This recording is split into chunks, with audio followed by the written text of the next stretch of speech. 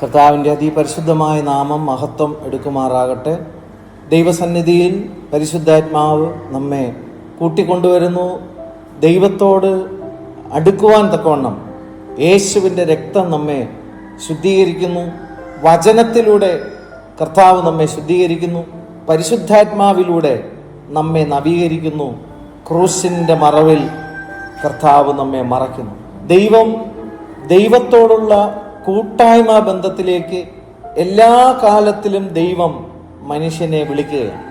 Eden തോട്ടത്തിൽ പാപത്തിൽ ആദാം-ഹവ്വമാർ അകപ്പെട്ടു പോയിട്ടും അന്നും അവരെ കാണുവാൻ സ്വർഗത്തിൽ നിന്ന് പതിവ് പോലെ ഇറങ്ങി വന്ന ദൈവത്തെയാണ് നമുക്ക് കാണാൻ കഴിയുന്നത്. ആദാമേ, നീ എവിടെ എന്ന് ചോദിച്ച് വീണ്ടും ദൈവം മനുഷ്യനോട് കമ്മ്യൂണിക്കേറ്റ് ചെയ്യുവാൻ തക്കവണ്ണം, ബന്ധം പുലർത്തുവാൻ തക്കവണ്ണം, കൂട്ടായ്മ ബന്ധം പുലർത്തുവാൻ തക്കവണ്ണം ആഗ്രഹിക്കുന്ന ദൈവം. പാപത്തിൽ അകപ്പെട്ടു പോയ ആദാമ്യ അനുഭവങ്ങളെ, പാപത്തിൻ്റെ അനുഭവങ്ങൾക്ക് അന്ന് പരിഹാരം കർത്താവ് വരുത്തിക്കൊണ്ട് ശത്രുവിൻ്റെ മേൽ ജയം കൊടുത്ത് ദൈവത്തോട് മനുഷ്യനെ വീണ്ടും കൂട്ടായ്മ ബന്ധത്തിലേക്ക് അടുപ്പിക്കുന്ന ദൈവസ്നേഹത്തിൻ്റെ ദൈവീയ കൂട്ടായ്മയുടെ അനുഗ്രഹപ്പെട്ട ഒരു കാഴ്ച നമുക്ക് അവിടെ കാണാൻ കഴിയും. പാപത്തിൽ വീണുപോയ മനുഷ്യനെ അതിന് പരിഹാരം വരുത്തിക്കൊണ്ട് ദൈവത്തോട് ബന്ധം പുലർത്തുവാൻ തക്കവണ്ണം പരിശുദ്ധാത്മാവിൻ്റെ പകർച്ച നൽകിക്കൊണ്ട് മനുഷ്യനെ എല്ലാ കാലത്തിലും യേശുക്രിസ്തുവിലൂടെ പിതാവാം ദൈവത്തോട് കൂട്ടി ഇണക്കുന്ന, കൂട്ടി യോജിപ്പിക്കുന്ന ആ കൂട്ടായ്മ ബന്ധത്തിലേക്ക് കൊണ്ടുവരുന്ന സുവിശേഷം എല്ലാ കാലത്തിലും ഏറ്റവും പ്രാധാന്യമുള്ളതാണ്.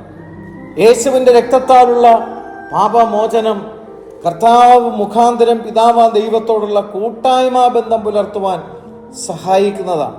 കർത്താവിൻ്റെ നാമം മഹത്വം എടുക്കുമാറാകട്ടെ. അവൻ്റെ വചനത്തിലൂടെ നമുക്ക് ദൈവത്തോട് കൂട്ടായ്മ ബന്ധം പുലർത്തുവാൻ കഴിയും. പരിശുദ്ധാത്മാവിലൂടെ നമുക്ക് കൂട്ടായ്മ ബന്ധം പുലർത്തുവാൻ കഴിയും. അങ്ങനെ എല്ലാ കാലത്തിലും ദൈവത്തോടുള്ള കൂട്ടായ്മ ബന്ധം പുലർത്തുവാൻ തക്കവണ്ണം നമുക്ക് ആത്മീയമായ വിടുതലുകൾ ലഭിക്കേണ്ടുന്നതിനുള്ള സകലവിധമായ മാർഗങ്ങളും ദൈവവചനത്തിലൂടെ നമുക്ക് ഒരുക്കി നൽകുകയും പരിശുദ്ധാത്മാവിനാൽ അത് നമുക്ക് ബോധ്യപ്പെടുത്തി തരികയും അതിലേക്ക് ജീവിതങ്ങൾ ക്രമീകരിക്കപ്പെടുകയും ചെയ്യുമ്പോൾ അദൃശ്യനായ ദൈവത്തെ നമുക്ക് ക്രിസ്തുയേശുവിലൂടെ അനുഭവമാക്കി തീർക്കുവാൻ കഴിയും. അദൃശ്യനായ ദൈവത്തെ പരിശുദ്ധാത്മാവിലൂടെ നമുക്ക് അനുഭവമാക്കി തീർക്കാൻ കഴിയും. കർത്താവ് എല്ലായ്പ്പോഴും ഹല്ലേലൂയ മനുഷ്യനെ ദൈവത്തോട് അടുപ്പിക്കേണ്ടുന്നതിനുള്ള ആ ഒരു വലിയ ദൗത്യം ചെയ്തുകൊണ്ടിരിക്കുകയാണ്. അതിൻ്റെ പൂർത്തീകരണം സംഭവിക്കുമ്പോൾ ദൈവസഭ മധ്യാകാശത്തിൽ എടുക്കപ്പെടും. ദൈവം എല്ലാ മനുഷ്യരെയും ദൈവത്തിങ്കിലേക്ക് എന്ത് ചെയ്യുന്നു? അടുപ്പിക്കുവാൻ തക്കവണ്ണം യേശുക്രിസ്തുവിലൂടെ പിതാവാം ദൈവം മനുഷ്യനെ ആകർഷിക്കുകയാണ്. പിതാവ് ആകർഷിച്ചിട്ടല്ലാതെ ആരും പുത്രനെ എന്ത് ചെയ്യത്തില്ല, അറിയുകയില്ല. പുത്രൻ താൻ വെളിപ്പെടുത്തി കൊടുക്കുവാൻ ഇച്ഛിക്കുന്നവനുമല്ലാതെ ആരും പിതാവിനെ എന്ത് ചെയ്യത്തില്ല, അറിയത്തില്ല. കർത്താവ് ഈ ഭൂമിയിലായിരിക്കുമ്പോൾ 33.5 വയസ്സാണ് കർത്താവ് ഈ ഭൂമിയിൽ എന്ത് ചെയ്തത്? തൻ്റെ ജീവിതം ജീവിച്ചു. അതിനനന്തരം മനുഷ്യന്റെ പാപങ്ങൾ, ശാപങ്ങൾ, രോഗങ്ങൾ, പിശാചിന്റെ സകല പ്രവൃത്തികളെയും അഴിച്ചുകൊണ്ടും തൻ്റെ ജനത്തെ അവരുടെ പാപങ്ങളിൽ നിന്ന് വിടിവിപ്പാൻ ഇരിക്കുകയാൽ ആ ദൗത്യങ്ങൾ ചെയ്തുകൊണ്ട് ക്രൂസിൽ കർത്താവ് പരമയാഗമായി തീരുകയും 3-ാം നാൾ ഉയർത്തെഴുന്നേറ്റ് 40 ദിവസങ്ങളോളം ഭൂമിയിൽ വീണ്ടും തൻ്റെ ജനത്തോടൊപ്പം ആയിരിക്കുകയും സ്വർഗാരോഹണം ചെയ്യുകയും വീണ്ടും വരുമെന്ന് കർത്താവ് വാഗ്ദത്തം ചെയ്യുകയും ചെയ്തിരിക്കും. അങ്ങനെ 33.5 വയസ്സ് വരെ കർത്താവ് ഭൂമിയിലായിരിക്കുമ്പോൾ 3.5 വർഷക്കാലമാണ് കർത്താവ് ശുശ്രൂഷാ തലത്തിലേക്ക് എന്ത് ചെയ്യുന്നത്? വെളിപ്പെട്ട് വരുന്നു.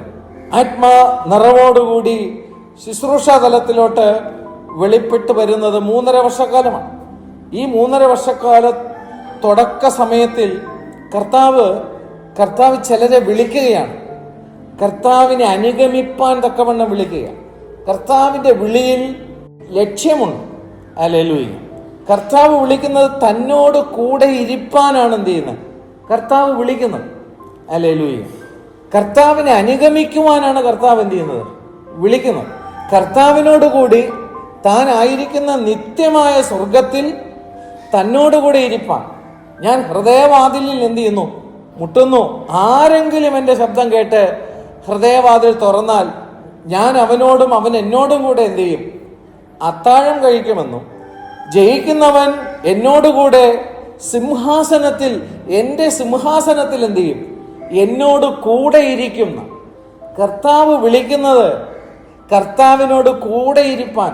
ഹല്ലേലൂയ. കർത്താവ് വിളിക്കുന്നത് കർത്താവിനെ അനുഗമിപ്പാൻ.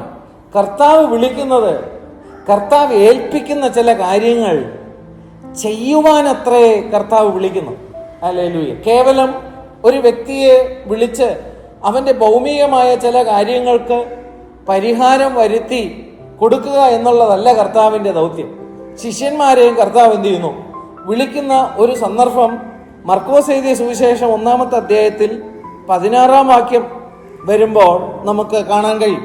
അതിൻ്റെ 15-ാം വാക്യത്തിലും നമ്മൾ ഇങ്ങനെ വായിക്കുന്നു, കാലം തികഞ്ഞു, ദൈവരാജ്യം സമീപിച്ചിരിക്കുന്നു, മാനസാന്തരപ്പെട്ട് സുവിശേഷത്തിൽ എന്ത് ചെയ്യുവിൻ? വിശ്വസിപ്പിൻ. മാനസാന്തരപ്പെട്ട് സുവിശേഷത്തിൽ എന്ത് ചെയ്യുവിൻ? വിശ്വസിപ്പിൻ. യേശുവിൽ വിശ്വസിക്കുന്നവരുണ്ട്, സുവിശേഷത്തിൽ വിശ്വസിക്കുന്നവരുണ്ട്. യേശുവിൻ്റെ നാമത്തിൽ അത്ഭുതങ്ങളുണ്ട്, അടയാളങ്ങളുണ്ട്, വീര്യപ്രവൃത്തികളുണ്ട്. അതിൽ മാത്രം നിൽക്കുന്ന ഒരു വലിയ കൂട്ടം ജനത്തെ എപ്പോഴും കാണാനായിട്ട് കഴിയും. കർത്താവിൽ നിന്നുള്ള അത്ഭുതങ്ങളും അടയാളങ്ങളും, കർത്താവ് 5 അപ്പം വാഴ്ത്തി അനുഗ്രഹിച്ചപ്പോൾ അത് 5000-ത്തിലധികം പേർക്ക് ഭക്ഷിപ്പാൻ മിച്ചമെടുക്കുവാൻ തക്കവണ്ണം ഇടയായത് നമുക്ക് വചനത്തിൽ കാണാൻ കഴിയും. എന്നാൽ വചനത്തെ കർത്താവ് വെളിപ്പെടുത്തി തുടങ്ങിയപ്പോൾ എല്ലാവരും, ശിഷ്യന്മാർ ഒഴികെ എല്ലാവരും കർത്താവിനെ വിട്ടുപോകുന്നതായിട്ട് എന്ത് ചെയ്യാൻ കഴിയുന്നുണ്ട്? കാണാൻ കഴിയും. പലപ്പോഴും ശുശ്രൂഷാ തലങ്ങളിൽ പോലും ജനത്തിന് പ്രാരംഭ സമയത്തിൽ ആവശ്യമായിരിക്കുന്ന കാര്യങ്ങൾ തന്നെ ആവർത്തിച്ച് എത്ര വർഷം കഴിഞ്ഞാലും പ്രാരംഭ സമയത്തിലെ വിടുതലും അനുഗ്രഹവും നന്മകളും എന്നുള്ള ആ ഒരു അനുഭവത്തിൽ തന്നെ നിന്നാണ് പലപ്പോഴും എന്ത് ചെയ്യുന്നത്? ആത്മീയ ശുശ്രൂഷകൾ പോകുന്നത്. അതിനടുത്ത തലത്തിലേക്ക് പോകാൻ ജനവും ആഗ്രഹിക്കുന്നില്ല. അടുത്ത തലത്തിലേക്ക് ആത്മീയമായ കാര്യങ്ങൾ പറഞ്ഞു തുടങ്ങുമ്പോൾ ജനവും എന്ത് ചെയ്യും? ഇറിറ്റേറ്റ് ആവുകയും കർത്താവിൻ്റെ അടുക്കൽ നിന്ന് പോലും ജനം എന്ത് ചെയ്തു? വിട്ടുപോയി. കർത്താവ് സ്വർഗീയമായ കാര്യങ്ങളെക്കുറിച്ച് പറഞ്ഞപ്പോൾ, ആത്മീയമായ കാര്യങ്ങളെക്കുറിച്ച് പറഞ്ഞപ്പോൾ, വചനത്തിൻ്റെ സത്യത്തെ വെളിപ്പെടുത്തിയപ്പോൾ ജനം എന്ത് ചെയ്തു? പിരിഞ്ഞുപോയി. ഈ കാലഘട്ടത്തിലും നോക്കുമ്പോൾ വളർച്ച എന്നുള്ളൊരു കാര്യത്തെ പ്രാധാന്യമില്ലാതെ ഭൗമികമായ അനുഗ്രഹങ്ങൾ മാത്രം ഫോക്കസ് ചെയ്തുകൊണ്ട് അങ്ങനെ ഒരു തുടക്കക്കാരുടെ ഒരു വലിയ കൂട്ടമായി തന്നെയാണ് ഇന്ന് പലപ്പോഴും പലയിടത്തും എന്ത് ചെയ്യുന്നത്? കാണുന്നതും. തുടക്കക്കാർക്ക് ആവശ്യമായ കാര്യങ്ങൾ മാത്രം ശുശ്രൂഷ ചെയ്തുകൊണ്ട് അങ്ങനെയുള്ളൊരു വലിയ കൂട്ടത്തെ നിലനിർത്തി കൊണ്ടുപോകുന്ന കാര്യമാണ് പല സഭകളിലും എന്ത് ചെയ്യുന്നത്? കാണുന്നത്. എന്നാൽ അതിൻ്റെ അടുത്ത തലത്തിലേക്ക് നമ്മൾ യാത്ര ചെയ്യുവാൻ തക്കവണ്ണം മനഃപൂർവ്വമായി നമ്മൾ കാൽച്ചുവടുകളെ വച്ചില്ലെങ്കിൽ, മനഃപൂർവ്വമായി ദൈവാത്മാവിനാലുള്ള ശുശ്രൂഷ നാം അപ്രകാരം ആത്മീയ വളർച്ചയ്ക്ക് വേണ്ടി ശുശ്രൂഷ ചെയ്യാത്ത പക്ഷം ജനം നിത്യതയിലേക്ക് എത്തിച്ചേർക്കുക എന്നുള്ളത് അസാധ്യമായ കാര്യമാണ്. അതുകൊണ്ടാണ് ജനമെല്ലാം കർത്താവിനെ പിരിഞ്ഞു പോയപ്പോൾ കർത്താവ് ശിഷ്യന്മാരോട് ചോദിച്ചു, നിങ്ങൾക്കും പിരിഞ്ഞു പോകണ്ടായോ? പത്രോസ് ഉടനെ പറഞ്ഞത്, നിത്യജീവന്റെ മൊഴികൾ നിന്റെ കയ്യിലിരിക്കുന്നു. ഞങ്ങൾക്ക് എന്താണ് ആവശ്യം? നിത്യജീവനാണ് ആവശ്യം. ഞങ്ങൾ നിന്നെ വിട്ടുപോയാൽ ഞങ്ങൾക്ക് നിത്യജീവൻ എന്ത് ചെയ്യും? നഷ്ടപ്പെട്ടു പോകും. അപ്പോൾ നിത്യജീവൻ ലഭിക്കാൻ തക്കവണ്ണമായിരിക്കണം കർത്താവിനെ എന്ത് ചെയ്യാൻ? അനുഗമിപ്പാൻ. മാനസാന്തരപ്പെട്ടുകൊണ്ടുള്ള സുവിശേഷത്തിലെ വിശ്വാസം. മാനസാന്തരപ്പെടാതെയും യേശുവിൻ്റെ നാമത്തെ എന്ത് ചെയ്യാം? വിശ്വസിക്കാം. വിശ്വസിക്കുന്നവരാൽ അത്ഭുതങ്ങളും അടയാളങ്ങളൊക്കെ എന്ത് ചെയ്യും? നടക്കും. പക്ഷെ മാനസാന്തരപ്പെടാത്ത പക്ഷം ദൈവരാജ്യത്തിൽ എന്ത് ചെയ്യത്തില്ല? കടക്കത്തില്ല. അപ്പോൾ മാനസാന്തരത്തിൻ്റെ പ്രസക്തിയെ തള്ളിക്കളഞ്ഞുകൊണ്ട് മെറ്റീരിയൽ ബ്ലെസ്സിങ്സിൻ്റെ കടന്നുകയറ്റം ആത്മീയ ലോകത്തെ താറുമാറാക്കി വെച്ചിരിക്കുന്ന ഒരു കാലഘട്ടത്തിലാണ് ഞാനും നമ്മൾ ഓരോരുത്തരും ആയിരിക്കുന്നത് എന്നുള്ള കാര്യം വ്യക്തമായി നമ്മൾ എന്ത് ചെയ്യണം? മനസ്സിലാക്കണം. കർത്താവ് പറഞ്ഞത് മാനസാന്തരപ്പെട്ട് സുവിശേഷത്തിൽ ദൈവത്തിൽ നിന്ന് അന്യപ്പെട്ടു പോയ മനുഷ്യനെ കർത്താവായ യേശുക്രിസ്തുവിലൂടെ മടക്കിയെടുത്ത് ദൈവത്തോടുകൂടെ നിത്യമായി വാസം ചെയ്യുവാൻ, സിയോനിൽ ദൈവത്തോടുകൂടി വാസം ചെയ്യുവാനാണ് കർത്താവ് എന്ത് ചെയ്യുന്നത്? നമ്മെ വിളിക്കുന്നത്.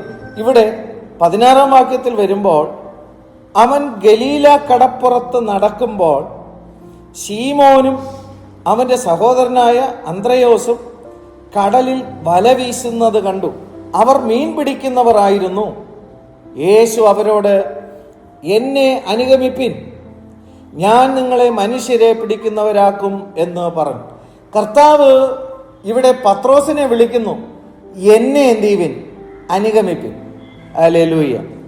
ശീമോൻ പത്രോസും അന്ത്രയോസും കടലിൽ വല വീശുന്നത് കണ്ടിട്ട് കർത്താവ് വിളിക്കുകയാണ്, എന്നെ അനുഗമിപ്പിൻ, ഞാൻ നിങ്ങളെ മനുഷ്യരെ പിടിക്കുന്നവരാണ്.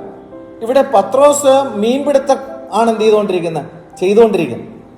ആ മീൻപിടുത്തം ചെയ്തുകൊണ്ടിരിക്കുന്ന വ്യക്തിയെ വിളിച്ചിട്ട് കർത്താവ് പറയുന്നു, എന്നെ അനുഗമിച്ചാൽ ഞാൻ നിങ്ങൾ എന്ത് ചെയ്യും? മനുഷ്യരെ പിടിക്കുന്നവരാകും. മീൻ പിടിക്കുന്നത് എന്തിനാണ്?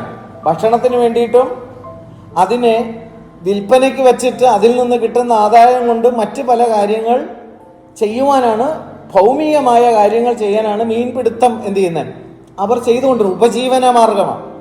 അപ്പോൾ കർത്താവ് പറഞ്ഞു, എന്നെ അനുഗമിച്ചാൽ ഞാൻ നിങ്ങളെ മനുഷ്യരെ പിടിക്കുന്നവരാണ്.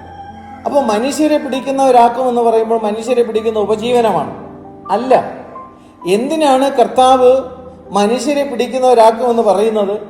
നിത്യതയിലേക്ക് വേണ്ടി മനുഷ്യരെ യേശുക്രിസ്തുവിലൂടെ പിതാവാം ദൈവം ഒരുക്കിയിരിക്കുന്ന രക്ഷാപദ്ധതിയിലേക്ക് മനുഷ്യരെ നിത്യതയ്ക്ക് വേണ്ടി പിടിച്ചെടുക്കുന്നവനാക്കുമെന്നാണ് കർത്താവ് എന്ത് ചെയ്യുന്നത് പറയുന്നത്. അപ്പോൾ യേശുവിനെ അനുഗമിക്കുന്നതിൽ തന്നെ വ്യത്യസ്തമായ കാര്യങ്ങളുണ്ട്. യേശുവിനെ അനുഗമിച്ചാൽ അപ്പം കിട്ടുമെന്ന് പറഞ്ഞ് എന്ത് ചെയ്യുന്നുണ്ട്? അനുഗമിക്കുന്നവർ. യേശുവിനെ അനുഗമിക്കുമ്പോൾ അത്ഭുതങ്ങൾ കിട്ടാൻ എന്ത് ചെയ്യുന്നുണ്ട്? അനുഗമിക്കുന്നുണ്ട്. യേശുവിനെ അനുഗമിക്കുമ്പോൾ തെറ്റുകളും കുറ്റങ്ങളും കണ്ടെത്തുവാൻ തക്കവണ്ണം പരീശന്മാരും കർത്താവിനെ എന്ത് ചെയ്തിരുന്നു? അനുഗമിച്ചിരുന്നു. കർത്താവിനെ ക്രൂശിക്കുവാൻ തക്കവണ്ണം കർത്താവിനെ എന്ത് ചെയ്തിരുന്നു? അനുഗമിച്ചിരുന്നു. ഹല്ലേലൂയ. എന്നാൽ കർത്താവ് വിളിക്കുന്ന വിളിയിൽ വ്യത്യാസമാണ്. കർത്താവ് വിളിച്ചിരിക്കുന്ന എന്തിനാണ്? എന്നെ അനുഗമിപ്പാനും ഞാനിരിക്കുന്ന ഇടത്തിലേക്ക് നിങ്ങൾക്ക് എന്ത് ചെയ്യാം? വരാമെന്നും മാത്രമല്ല, നിങ്ങൾ നിമിത്തം മറ്റുള്ളവർക്കും എന്നെ ഞാനായിരിക്കുന്ന ഇടത്തിലേക്ക് അവർക്കും എന്ത് ചെയ്യാം? എത്തിച്ചേരാം. അതിനുവേണ്ടി നിങ്ങൾ എന്ത് ചെയ്യുവിൻ? എന്നെ എന്ത് അനുഗമിക്കുവിൻ എന്ന് കർത്താവ് എന്ത് ചെയ്യാണ്? ഈ മീൻപിടുത്തക്കാരോട് പറയുക. ചുമ്മാതെ ഇരിക്കുന്നവർക്ക് ചെയ്യാനുള്ള കാര്യമല്ല കർത്താവിൻ്റെ വേല. അതാദ്യം എന്ത് ചെയ്യണം? മനസ്സിലാക്കണം. ഇവിടെ വലയിൽ എന്ത് ചെയ്തുകൊണ്ടിരുന്നു? വലയിട്ടുകൊണ്ടിരുന്നു മീൻപിടുത്തക്കാർ. ആ ചില കാര്യങ്ങൾ എന്ത് ചെയ്തുകൊണ്ടിരിക്കുകയാണ്? ചെയ്തുകൊണ്ടിരിക്കുകയാണ്. ഒത്തിരി ആൾക്കാർക്കൊരു ധാരണയുണ്ട്, ഒന്നും ചെയ്യാത്തവർക്കുള്ളതാണ് എന്ത്? സുവിശേഷ വേല എന്ന്. ഒന്നും ചെയ്യാത്തവരെ കൊണ്ട് കർത്താവിനൊന്നും ചെയ്യാനില്ല. ഹല്ലേലൂയ. ഇവിടെ മീൻപിടുത്തക്കാരെന്ന് പറയുമ്പോൾ ശരിക്കും പറഞ്ഞു കഴിഞ്ഞാൽ ഈ വല വീശുമ്പോൾ മീൻ ഉള്ള ഇടത്തിലേക്കാണ് വല വീശുന്നതെന്ന് ഉറപ്പെന്ത് ചെയ്യാൻ പറ്റില്ല. കിട്ടിയാൽ എന്ത് ചെയ്യും? കിട്ടും. ഇല്ലാത്ത പക്ഷം ക്ഷമയോടുകൂടി വീണ്ടും വലയെ എന്ത് ചെയ്യണം? വൃത്തിയാക്കി അതിൻ്റെ ഉടക്കും കുരുക്കും ഒക്കെ മാറ്റി വീണ്ടും എന്ത് ചെയ്യണം? ആവർത്തിച്ചിടണം. ഒരു പ്രതീക്ഷയോടുകൂടിയുള്ള ഒരു കാര്യമാണ് ഈ മീൻപിടുത്തം എന്ന് പറയുന്നത്. ലഭിക്കുമെന്നുള്ള രീതിയിലാണ് എന്ത് ചെയ്യുന്നത്? ആ ജോലി തുടർന്നു കൊണ്ടുപോകുന്നത്. വീണ്ടും താഴേക്ക് വരുമ്പോൾ നമുക്ക് മനസ്സിലാക്കാൻ കഴിയും, ഞാൻ നിങ്ങളെ മനുഷ്യരെ പിടിക്കുന്നവരാക്കും എന്ന് പറഞ്ഞപ്പോൾ ഉടനെ അവർ വലവിട്ട് അവനെ അനുഗമിച്ചു. ഞാനിവിടെ ചിന്തിക്കുകയാണ്, കർത്താവ് ഒരു വാക്കേ പറഞ്ഞുള്ളൂ, എന്നെ അനുഗമിക്കാം. ഹല്ലേലൂയ. ശുശ്രൂഷ ചെയ്യുന്ന ദൈവത്തിൻ്റെ ദാസന്മാർ, സഭയിലായിരിക്കുന്ന വ്യക്തി ജീവിതങ്ങളോട് കർത്താവിൻ്റെ വേലയിലേക്ക് കർത്താവ് നിങ്ങളെ വിളിക്കുന്നു എന്ന് പറഞ്ഞാൽ എത്രത്തോളം പേരാണ് ഉടനടി കമ്മിറ്റഡ് ആകുന്നത്? ഇവിടെ കർത്താവിൻ്റെ വാക്കിൻ്റെ ആ ശക്തി എത്ര മഹത്വമുള്ളതാണ്. കാര്യം ഒരു വാക്കാണ് കർത്താവ് പറഞ്ഞത്, എന്നെ അനുഗമിക്കാന്ന് പറഞ്ഞപ്പോൾ വള്ളവും വലയും തൻ്റെ മുൻപിലോട്ടുള്ള എല്ലാ കാര്യങ്ങളെയും കണക്കുകൂട്ടലുകളെയും എല്ലാത്തിനെയും എന്ത് ചെയ്തു? വിട്ടുകളഞ്ഞിട്ട് അപ്പോൾ തന്നെ വള്ളവും വലയും ഉപജീവന കാര്യങ്ങളും സകലതും വിട്ട് അനുഗമിക്കുവാൻ തക്കവണ്ണം കർത്താവിൻ്റെ അധരത്തിൽ നിന്ന് പുറപ്പെട്ട ആ സ്വർഗീയമായ അധികാരത്തിൻ്റെ വാക്ക് പത്രോസിന്റെ ഹൃദയത്തിന്റെ ആഴത്തിൽ ചെന്ന് സ്പർശിച്ചപ്പോൾ ആ ഒരൊറ്റ വാക്കിൽ ഹല്ലേലൂയ, ശുശ്രൂഷക്കാർ ഒരുപക്ഷെ 20, 30, 40 വർഷം ശുശ്രൂഷ ചെയ്താൽ പോലും 1 ഇഞ്ച് പോലും അനങ്ങാതിരിക്കുന്ന വിശ്വാസികളും ആ സഭയിൽ എന്ത് ചെയ്യും? ഉണ്ടാവും. കർത്താവിൻ്റെ വേലയിലേക്ക് ഇറങ്ങി വരിക എന്ന് പറയുമ്പോൾ, ഞാൻ നിന്നെ മനുഷ്യരെ പിടിക്കുന്നവരാക്കും, അതിനു വേണ്ടി നിങ്ങൾ എന്നെ എന്ത് ചെയ്യണം? അനുഗമിക്കണം എന്ന് പറഞ്ഞപ്പോൾ എല്ലാം വിട്ടിട്ട് കർത്താവിനെ അനുഗമിച്ചു. 19-ാം വാക്യത്തിൽ അവിടെ നിന്ന് അല്പം മുമ്പോട്ട് ചെന്നപ്പോൾ സെബദിയുടെ മകനായ യാക്കോബും അവന്റെ സഹോദരനായ യോഹന്നാനും പടകിലിരുന്ന് വല നന്നാക്കുന്നത് കണ്ടു. പത്രോസ് വല ഇടുന്നതും. ഇവിടെ രണ്ടാമത്തെ കൂട്ടരെ കാണുന്നത് യാക്കോബും യോഹന്നാനും, സെബദിയുടെ മക്കൾ, പടകിലിരുന്ന് വല നന്നാക്കുന്നത് എന്ത് ചെയ്യാണ്? കാണുകയാണ്. ഉടനെ അവരെയും വിളിച്ചു. എന്തോ ഒരു ശക്തിയാണ് ആ കർത്താവിൻ്റെ വാക്കിൽ. എന്നെ അനുഗമിക്കുക എന്ന് പറഞ്ഞപ്പോൾ സകലതും വിട്ട് കർത്താവിനെ അനുഗമിപ്പാനുള്ള ആ ഒരു ആകർഷണം ആ വാക്കിൻ്റെ ശക്തിയിലുണ്ട്. Glory to God. ഇന്ന് വർഷങ്ങളെടുത്ത് കർത്താവിനെ അനുഗമിപ്പാൻ തക്കവണ്ണം വിളിച്ചാലും ആൾക്കാർ അനങ്ങത്തിൽ.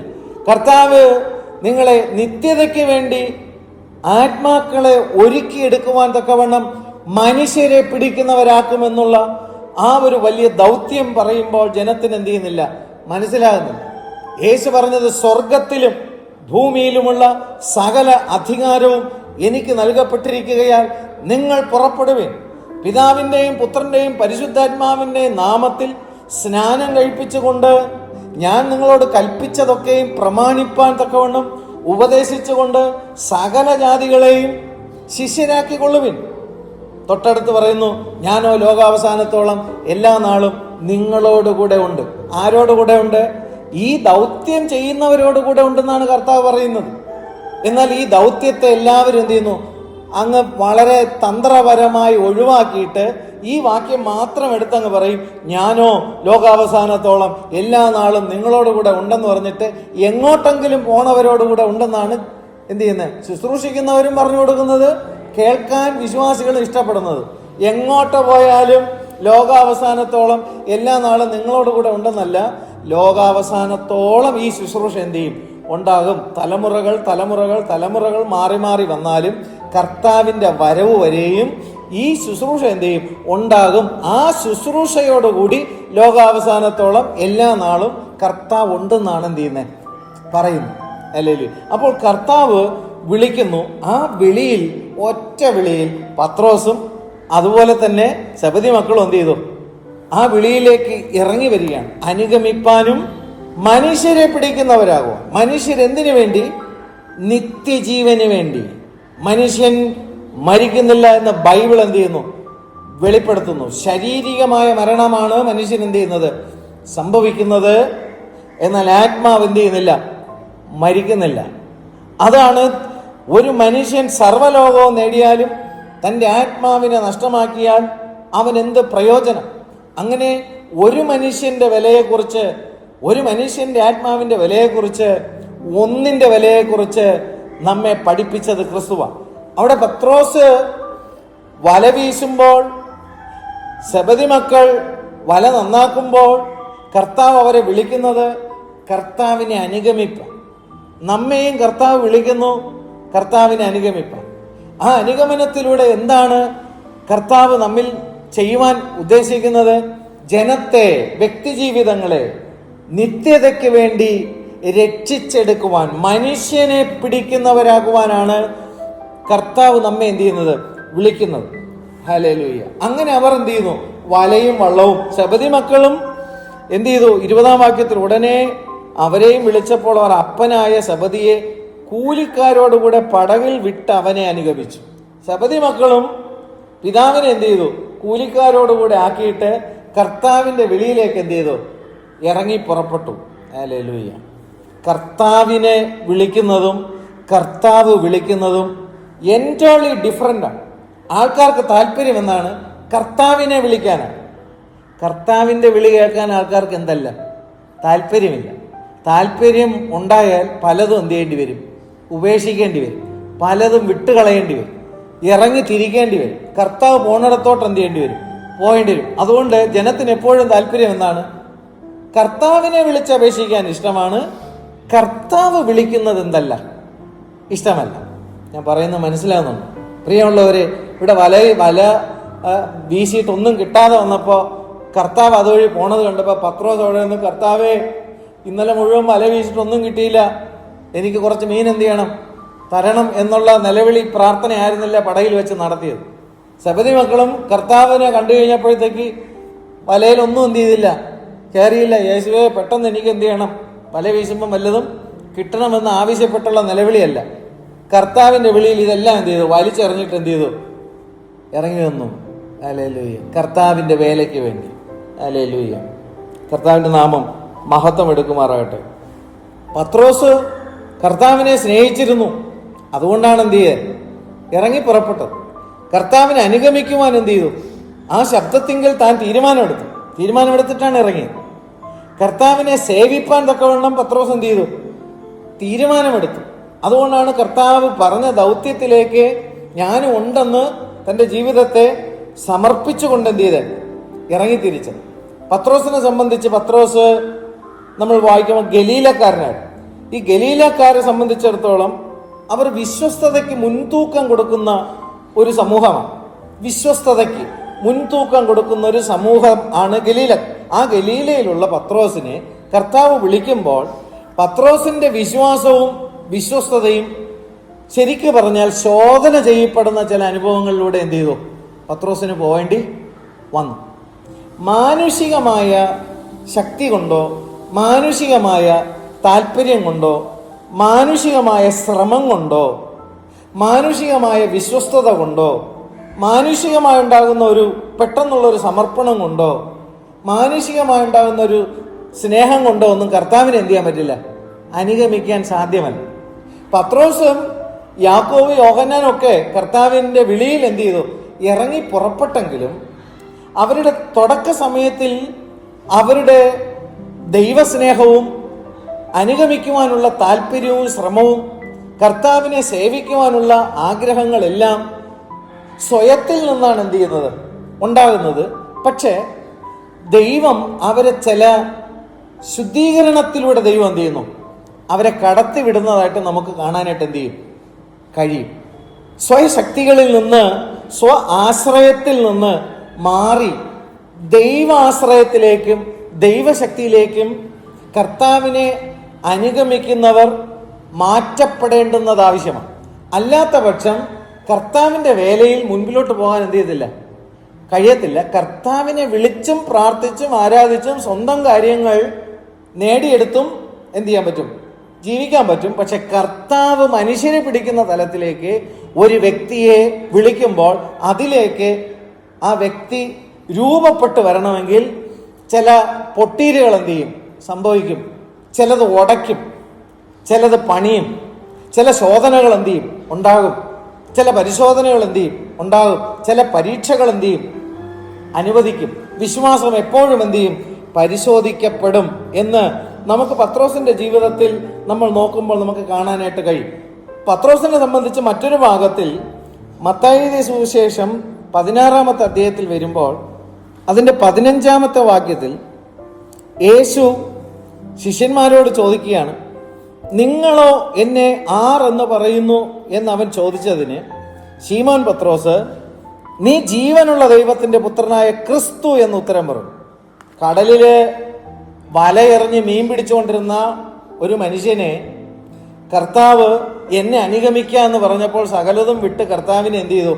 അനുഗമിക്കുന്നു. ഞാൻ നിന്നെ മനുഷ്യനെ പിടിക്കുന്നവനാക്കുമെന്ന് കർത്താവ് വാഗ്ദത്തം കൊടുക്കുമ്പോൾ സകലതും ഉപേക്ഷിച്ച് മനുഷ്യനെ ദൈവത്തിന് വേണ്ടി, നിത്യതയ്ക്ക് വേണ്ടി ഒരുക്കപ്പെടേണ്ടുന്നതിന് കർത്താവ് വിളിച്ച ആ വിളിയിലേക്ക് കാൽച്ചുവടുകളെ വച്ച് യാത്ര തുടങ്ങി. കർത്താവിനോടൊപ്പം നിരവധി സമയം പത്രോസ് തൻ്റെ ജീവിതം എന്ത് ചെയ്തു? ചെലവഴിച്ചപ്പോൾ കുറച്ച് നാളുകൾക്ക് ശേഷം കർത്താവ് ഒരു ചോദ്യം ശിഷ്യന്മാരുടെ ഇടയിൽ ചോദിക്കുകയാണ്, നിങ്ങൾ എന്നെ ആരെന്ന് വിളിക്കുന്നു? പത്രോസിനെ വിളിച്ചിറക്കിയത് മുതൽ കർത്താവിനോട് കൂടെ ചേർന്ന് നടക്കുന്നതിലൂടെ യേശു ആരാണെന്നുള്ള വ്യക്തമായ തിരിച്ചറിവ് പത്രോസിനുണ്ടായി, ഒരു മീൻപിടുത്തക്കാരനുണ്ടായി. ഇന്ന് ഒത്തിരി ആൾക്കാർ കർത്താവിനെ വിളിക്കുന്നു, കർത്താവ് വിളിച്ചിറക്കിയവരെന്ന് പറയുന്നു, കർത്താവിനോടൊപ്പം യാത്ര ചെയ്യുന്നവരെന്ന് പറയുന്നു. പക്ഷേ യേശു ആരാണ് എന്ന് ചോദിച്ചു കഴിഞ്ഞാൽ ഭൗമികമായ ചില നന്മകളും അനുഗ്രഹങ്ങളും തരുന്നവനാണെന്നേ ആൾക്കാർക്ക് എന്ത് ചെയ്യാൻ പറ്റുന്നുള്ളൂ, അറിയാനായിട്ട് കഴിയുന്നുള്ളൂ. യേശുവിനോട് പ്രാർത്ഥിച്ചാൽ അത്ഭുതം എന്ത് ചെയ്യും, നടക്കുമെന്നും വിശ്വസിച്ചാൽ അതും ഇതും എല്ലാം കിട്ടുമെന്നും ലോകത്തിൽ താൻ ആഗ്രഹിക്കുന്ന കാര്യങ്ങളെല്ലാം തരാനാണ് ദൈവം ഇരിക്കുന്നതെന്നുള്ള ചിന്തയാണ് കർത്താവിനെ നാളിതുവരെയായിട്ട് അനുഗമിക്കുന്ന പലർക്കും അറിയാവുന്നു. എന്നാൽ ഇവിടെ ഒരു മീൻപിടുത്തക്കാരനായ പത്രോസിനെ ഭൂമിയിൽ ആദ്യമായി യേശുക്രിസ്തു ആരാണെന്നുള്ള ചോദ്യത്തിന്റെ മുൻപിൽ അവൻ വളരെ വ്യക്തവും ശക്തവുമായി തറപ്പിച്ചും ഉറപ്പിച്ചും കൊണ്ട് തനിക്ക് പറയാൻ കഴിഞ്ഞു, നീ ജീവനുള്ള ദൈവത്തിന്റെ പുത്രനായ ക്രിസ്തു. യേശു തിരിച്ചു പറഞ്ഞത്, ബറിയോനായ ശീമോനെ നീ ഭാഗ്യവാൻ. യേശു ക്രിസ്തു ജീവനുള്ള ദൈവത്തിന്റെ പുത്രനായ ക്രിസ്തു എന്ന് തിരിച്ചറിവ് ലഭിക്കുന്ന ഒരു വ്യക്തിയാണ് ഭൂമിയിൽ ഏറ്റവും ഭാഗ്യ പദവി ലഭിച്ച ഒരു വ്യക്തി. കാരണം അവന്റെ നിത്യജീവൻ ക്രിസ്തുവിൽ സുരക്ഷിതത്വം എന്ത് ചെയ്തു കണ്ട വ്യക്തിയാണ്. ജഡരക്തങ്ങളല്ല, സ്വർഗസ്ഥനായ എൻ്റെ പിതാവത്രേ നിനക്കിത് വെളിപ്പെടുത്തി നൽകിയത്. നീ പത്രോസ് ആകുന്നു, ഈ പാറമേൽ ഞാൻ എൻ്റെ സഭയെ പണിയും. കർത്താവ് കൊടുത്ത വാഗ്ദത്തം എന്താണ്? ഞാൻ മനുഷ്യരെ പിടിക്കുന്നവരാണ്. ഇവിടെ കർത്താവിനെ കുറിച്ചിട്ടുള്ള വ്യക്തമായ വെളിപ്പാട് ലഭിച്ച പത്രോസിനോട് കർത്താവ് പറയാണ്, നിനക്ക് ഈ ലഭിച്ചിരിക്കുന്ന വെളിപ്പാട്, യേശുവിനെ കുറിച്ച് ലഭിച്ചിരിക്കുന്ന വെളിപ്പാട് എന്ന പാറമേൽ ഞാൻ എൻ്റെ സഭയെ പണിയുമെന്ന് കർത്താവ് പത്രോസിനോട് പറഞ്ഞ്, കർത്താവിൻ്റെ ക്രൂശീകരണവും പുനരുദ്ധാനത്തിൻ്റെ ദൗത്യവും കഴിഞ്ഞ് 40 നാളോടുകൂടി ഭൂമിയിലെ കർത്താവ് എന്ത് ചെയ്തു, ശിഷ്യന്മാരോടുകൂടെ പാർത്തതിനനന്തരം സ്വർഗാരോഹണം ചെയ്ത് തുടർന്ന് 10 ദിവസം കൂടെ കഴിഞ്ഞപ്പോൾ 50-ാമത്തെ ദിവസം പെന്തക്കോസ്ത് ദിവസത്തിൽ, അപ്പോൾ പെന്തക്കോസ്ത് നാൾ എന്ന് പറയും 50-ാം ദിവസം വരെ ജനം എന്ത് ചെയ്തില്ല, ഉപവസിച്ചും പ്രാർത്ഥിച്ചും പാടിയും ഇരുന്നില്ല. 10 ദിവസമാണ്. കാരണം 40 ദിവസം വരെ കർത്താവ് ഭൂമിയിൽ എന്ത് ചെയ്തു ഉണ്ടായിരുന്നു. ശേഷം 10 ദിവസം പുനരുദ്ധാനം പ്രാപിച്ച് 50-ാം ദിവസമാണ് പെന്തക്കോസ്ത് നാൾ. അപ്പോൾ ജനം 120 പേർ ഒരുമിച്ച് കൂടിയിരുന്ന് പാടിയും സ്തുതിച്ചും ആരാധിച്ചും പോയപ്പോൾ പെന്തക്കോസ്ത് നാളിൽ പരിശുദ്ധാത്മ പകർച്ച ഉണ്ടായപ്പോൾ പത്രോസ് എഴുന്നേറ്റ് നിന്ന് എന്ത് ചെയ്തു, ഒരു പ്രസംഗം. ആ ഒരൊറ്റ പ്രസംഗത്തിൽ മീൻപിടുത്തക്കാരനായ പത്രോസ് വലയെറിഞ്ഞ്, കർത്താവ് പറഞ്ഞപ്പോഴും വലയെറിഞ്ഞപ്പോൾ പെരുത്ത മീൻകൂട്ടം വലിച്ചു കയറ്റുവാൻ പത്രോസിന് കഴിഞ്ഞു. പത്രോസ് കർത്താവിനെ ക്രൂശീകരിക്കപ്പെട്ടതിനനന്തരം പത്രോസ് വീണ്ടും എന്ത് ചെയ്യുന്നു, വലയിറക്കാനായിട്ട് പോകുന്നത് ഒന്നും ലഭിക്കാതെ വരികയും വീണ്ടും കർത്താവ് പറഞ്ഞെടുത്ത് വലയിറക്കുമ്പോൾ പുനരുദ്ധാനം പ്രാപിച്ച ക്രിസ്തുവിന്റെ വാക്കിന് വലയിറക്കിയപ്പോഴും എന്ത് ചെയ്തു, വീണ്ടും പെരുത്ത മീൻകൂട്ടം കിട്ടി. എന്നാൽ ദൈവത്തിന്റെ ആത്മാവിന്റെ പകർച്ച ലഭിച്ചു കഴിഞ്ഞപ്പോൾ 120 പേരോട് കൂടെ, അപ്പോസ്തലന്മാരോട് കൂടെ കർത്താവ് പത്രോസിന് കൊടുത്ത വാഗ്ദത്തം പോലെ എഴുന്നേറ്റ് നിന്ന് സുവിശേഷത്തിന്റെ കാതലായ സന്ദേശം പത്രോസ് പ്രസംഗിക്കുമ്പോൾ 3000 പേർ, പെരുത്ത ഒരു മീൻകൂട്ടം, കർത്താവ് പറഞ്ഞതുപോലെ ഞാൻ നിന്നെ എന്ത് ചെയ്യും, മനുഷ്യനെ പിടിക്കുന്നവരാക്കുമെന്ന് കർത്താവ് പ്രവചിച്ചതുപോലെ തന്നെ പത്രോസിന്റെ ജീവിതത്തിൽ എന്ത് ചെയ്തു, സംഭവിച്ചു. വിളിച്ചു, പത്രോസിനെ വിളിച്ചിറക്കി കർത്താവ്. എന്തിനു വേണ്ടി? ഞാൻ നിന്നെ എന്ത് ചെയ്യും, മനുഷ്യനെ പിടിക്കുന്നവനോ, നിത്യതയ്ക്ക് വേണ്ടി ഒരു ആത്മാവിനെ രക്ഷയിലേക്ക് കൊണ്ടുവരുവാൻ നീ ജീവിതത്തെ ദൈവസന്നിധിയിൽ സമർപ്പിക്കുന്നുണ്ടെങ്കിൽ ക്രിസ്തു ആരാണെന്നുള്ള കൃത്യമായ വെളിപ്പാട് ദൈവം നിനക്ക് എന്ത് ചെയ്യും, വെളിപ്പെടുത്തി നൽകും. ആ വെളിപ്പാടിന്റെ അടിസ്ഥാനത്തിൽ നിന്നുകൊണ്ട് കർത്താവിനെ കുറിച്ച് പ്രസംഗിക്കുമ്പോൾ ഒരു വ്യക്തിയുടെ ഹൃദയത്തിൽ എന്തുണ്ടാവും, പാപബോധം ഉണ്ടാകും. ആ പാപബോധത്തിന് അനന്തരം മാനസാന്തരം ഉണ്ടാകും. ഞങ്ങൾ എന്ത് ചെയ്യണമെന്ന് ചോദിക്കുമ്പോൾ അവർ എന്ത് ചെയ്യുന്നു, മാനസാന്തര സ്നാനത്തെ കുറിച്ച് എന്ത് ചെയ്യുന്നു, പ്രസംഗിക്കുന്നു. അങ്ങനെ 3000-ഓളം പേരെന്ത് ചെയ്യുന്നു, സഭയോട് ചേർന്നു സ്നാനത്തിലൂടെ കർത്താവിനോട് ഇഴുകിച്ചേരുന്ന കാര്യം നമുക്കവിടെ കാണാനായിട്ട് കഴിയും. അപ്പോൾ പത്രോസ് ആത്മപകർച്ച ലഭിച്ചതിനനന്തരമാണ് കർത്താവിൻ്റെ ശുശ്രൂഷയിൽ വളരെ ഫലവത്തായ കാര്യങ്ങൾ എന്ത് ചെയ്തത്. പക്ഷേ ആ ഫലവത്തായ കാര്യം തൻ്റെ ജീവിതത്തിൽ വരുന്നതിന് മുൻപ് തന്നെ കർത്താവിനെ അനുഗമിക്കുമ്പോൾ ചില ബുദ്ധിമുട്ടുകളും വീഴ്ചകളും താഴ്ചകളും തൻ്റെ ജീവിതത്തിൽ ദൈവം എന്ത് ചെയ്തു? അനുവദിച്ചു. അനുവദിക്കുന്നത് നമുക്ക് എന്ത് ചെയ്യാൻ പറ്റുന്നുണ്ട്? കാണാനായിട്ട് കഴിയുന്നുണ്ട്. ഹല്ലേലൂയ. കർത്താവിൻ്റെ നാമം മഹത്വം എടുക്കുമാറാകട്ടെ. ഈ വല വീശുന്ന അല്ലെങ്കിൽ മീൻപിടുത്തക്കാരായിരിക്കുന്നവരെ സംബന്ധിച്ചിടത്തോളം ഏറ്റവും ക്ഷമയുള്ള അല്ലെങ്കിൽ ഏറ്റവും ക്ഷമ ആവശ്യമായിരിക്കുന്ന ഒരു ദൗത്യമാണ് എന്ത്? മീൻപിടുത്തം എന്ന് പറയും. 10 പ്രാവശ്യം വലയിട്ടിട്ട് ഒരു മീൻ കിട്ടിയില്ലെങ്കിലും വീണ്ടും എന്ത് ചെയ്യേണ്ടി വരും? വീണ്ടും വലയിടേണ്ടി വരും. അതുപോലെ തന്നെ പ്രകൃതിക്ഷോഭങ്ങൾ എപ്പോഴാണ് വന്ന് ഭവിക്കുന്നതെന്ന് എന്ത് ചെയ്യാൻ പറ്റില്ല, അറിയാൻ പറ്റത്തില്ല. അപ്പോൾ ആ പ്രതിബന്ധങ്ങളെയും തിരമാലകളെയും കാറ്റിനെയും കോളിനെയും എല്ലാം അതിജീവിച്ചുകൊണ്ട് പ്രതിസന്ധികളെ തരണം ചെയ്യുവാനുള്ള ഒരു ശക്തിയും ഊർജവുമൊക്കെ ആർജിച്ചിട്ടുള്ളവരാണ് ഈ മീൻപിടുത്തക്കാരായിരിക്കുന്നത്. ലൂക്കോസ് എഴുതിയ സുവിശേഷത്തിൽ 5-ാമത്തെ അധ്യായത്തിൽ വരുമ്പോൾ അവിടെ കർത്താവ് 5-ാം വാക്യം 4-ാം വാക്യം സംസാരിച്ച് തീർന്നപ്പോൾ അവൻ ശീമോനോട് ആഴത്തിലേക്ക് നീങ്ങി മീൻപിടുത്തത്തിന് വല ഇറക്കുവിനെന്ന് പറഞ്ഞു. അതിന് ശീമോൻ, നാഥാ, ഞങ്ങൾ രാത്രി മുഴുവനും അധ്വാനിച്ചിട്ടും ഒന്നും കിട്ടിയില്ല, എങ്കിലും നിന്റെ വാക്കിന് ഞങ്ങൾ വല ഇറക്കാമെന്ന് ഉത്തരം പറഞ്ഞു. അപ്പോൾ അവിടുത്തെ കടലിനെ സംബന്ധിച്ചിടത്തോളം വ്യക്തമായ നിശ്ചയം ആർക്കുണ്ട്? പത്രോസിനുണ്ട്. അതിൻ്റെ ആഴങ്ങളിലേക്ക് എത്ര തവണ വലയിട്ടിട്ടും അന്ന് എന്ത് ചെയ്തിട്ടില്ല, മീൻ കിട്ടിയിട്ടില്ല. അപ്പോൾ തൻ്റെ അനുഭവമാണ് താൻ വലയിറക്കിയിട്ട് ഒരു മീനും എന്ത് ചെയ്തില്ല, കിട്ടിയില്ല എന്നുള്ളത്. പക്ഷേ കർത്താവ് പറഞ്ഞ കാര്യത്തിന് എന്ത് ചെയ്തു? അനുസരിച്ചു. അപ്പോൾ അനുഭവങ്ങൾ നീക്കി വച്ചിട്ട് ആ കടലിലെ എല്ലാ കാര്യങ്ങളും ആർക്കറിയാം? എല്ലാ ദിവസവും ഇറങ്ങുന്ന പത്രോസിനറിയാം. അപ്പോൾ അവിടെ മീനുണ്ടോ ഇല്ലേ എന്നുള്ള കാര്യം അന്നത്തെ ദിവസം ഇതൊന്നും ലഭിച്ചിട്ടില്ല എന്നുള്ള അനുഭവങ്ങൾ ആർക്കുണ്ട്? പത്രോസിനുണ്ട്. പക്ഷേ കർത്താവ് പറഞ്ഞ വാക്കിന് എന്ത് ചെയ്യണം? അനുസരിക്കണം. അപ്പോൾ തൻ്റെ അനുഭവങ്ങളെ ഖണ്ഡിക്കുവാൻ തക്കവണ്ണം തനിക്ക് കർത്താവിൻ്റെ വാക്ക് കേട്ടപ്പോൾ ഖണ്ഡിച്ച് കളയുവാൻ തക്കവണ്ണം എന്ത് ചെയ്തു? കഴിഞ്ഞിട്ട് കർത്താവ് പറഞ്ഞ കാര്യം അനുസരിക്കാൻ എന്ത് ചെയ്തു? അപ്പോൾ അനുഭവങ്ങൾ അറിവുകളും ഒക്കെ നമുക്ക് എന്ത് ചെയ്യാൻ പറ്റണം? നീക്കിക്കളയാതെ കർത്താവ് പറഞ്ഞ വാക്കിന് എന്ത് ചെയ്യാൻ പറ്റില്ല? അനുസരിക്കാൻ എന്ത് ചെയ്യത്തില്ല? പറ്റത്തില്ല. ചില മേഖലകളൊക്കെ എന്ത് ചെയ്യണം? ഉടയണം. നമ്മുടെ സ്വന്തം കഴിവും സ്വന്തം അറിവും സ്വന്തം അനുഭവങ്ങളും കൊണ്ടൊന്നും നമുക്ക് കർത്താവിനെ അനുഗമിക്കാൻ എന്ത് ചെയ്യത്തില്ല? കഴിയത്തില്ല. ഒന്നും കിട്ടത്തില്ല. ഇതിനെല്ലാം ഉടയ്ക്കണം. ഹല്ലേലൂയ. ഈ കടലിനെ കുറിച്ച് കർത്താവെ നിന്നെക്കാട്ടിലും എനിക്കാണ് കൂടുതൽ അറിയാമെന്നുള്ളതൊന്നും പത്രോസ് എന്ത് ചെയ്തില്ല? പറഞ്ഞില്ല. തലേ ദിവസം രാത്രി മുഴുവനും നീ ഞങ്ങളോടുകൂടെ എന്ത് ചെയ്തിരുന്നില്ല? ഉണ്ടായിരുന്നില്ലല്ലോ. ഞങ്ങളാണ് ഇതിൻ്റെ എല്ലാ വശങ്ങളിലും വല എന്ത് ചെയ്ത് എറിഞ്ഞത്. പക്ഷെ ഒന്നും ഞങ്ങൾക്ക് എന്ത് ചെയ്തിട്ടില്ല, കിട്ടിയിട്ടില്ല. അതുകൊണ്ട് ഇനി ഒരാവർത്തി കൂടെ പരീക്ഷിക്കാൻ ഞങ്ങൾ എന്തല്ല, തയ്യാറല്ല. മനുഷ്യനെ പിടിക്കുന്നവരാക്കുവാൻ ദൈവം വിളിച്ചിട്ടുള്ളവരുടെ ജീവിതത്തിൽ മാനുഷികമായ ബലത്തിൽ നിന്നും മാനുഷികമായ ആശ്രയത്തിൽ നിന്നും മാനുഷികമായിട്ടുള്ള അറിവുകളിൽ നിന്നും കഴിവുകളിൽ നിന്നും എല്ലാം എന്ത് ചെയ്യണം? ഉടഞ്ഞു മാറും. ഉടഞ്ഞു മാറാതെ കർത്താവിനെ അനുഗമിപ്പാനോ മനുഷ്യനെ പിടിക്കുന്ന ആത്മാക്കളെ നിത്യതയ്ക്ക് വേണ്ടി രക്ഷയിലേക്ക് ഒരുക്കുന്നവരാക്കി തീർക്കുവാൻ തക്കൊണ്ട് എന്ത് ചെയ്യത്തില്ല? കഴിയത്തില്ല. ഹല്ലേലൂയ. ഇവ എല്ലാറ്റിൽ നിന്നും ഒരു ശുദ്ധീകരണം നമുക്ക് ആവശ്യമാണ്. ഹല്ലേലൂയ.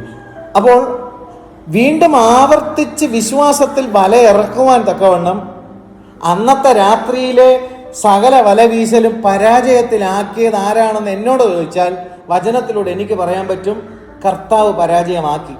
കർത്താവ് ചിലപ്പോൾ എന്ത് ചെയ്യും? ആവർത്തിച്ച് ചെയ്യുന്ന ചില കാര്യങ്ങൾ എന്ത് ചെയ്യും? പരാജയമാക്കും. എന്തിനു വേണ്ടിയിരുന്നറിയോ? കർത്താവിനെ അനുസരിക്കാൻ. ചില പരാജയങ്ങൾ ദൈവത്തെ അനുസരിക്കുവാൻ ദൈവം നമ്മെ പഠിപ്പിക്കുകയാണ്. പത്രോസ് ആ സമയത്തിൽ ഞാൻ പല ആവർത്തി ഇട്ടിട്ട് അത് സ്വന്തം തിരിച്ചറിവിലാണ് എന്ത് ചെയ്തത്? സ്വന്തം അനുഭവങ്ങളിൽ ആണ് പത്രോസ് എന്ത് ചെയ്യുന്നത്? പല ആവർത്തി വലയിടും.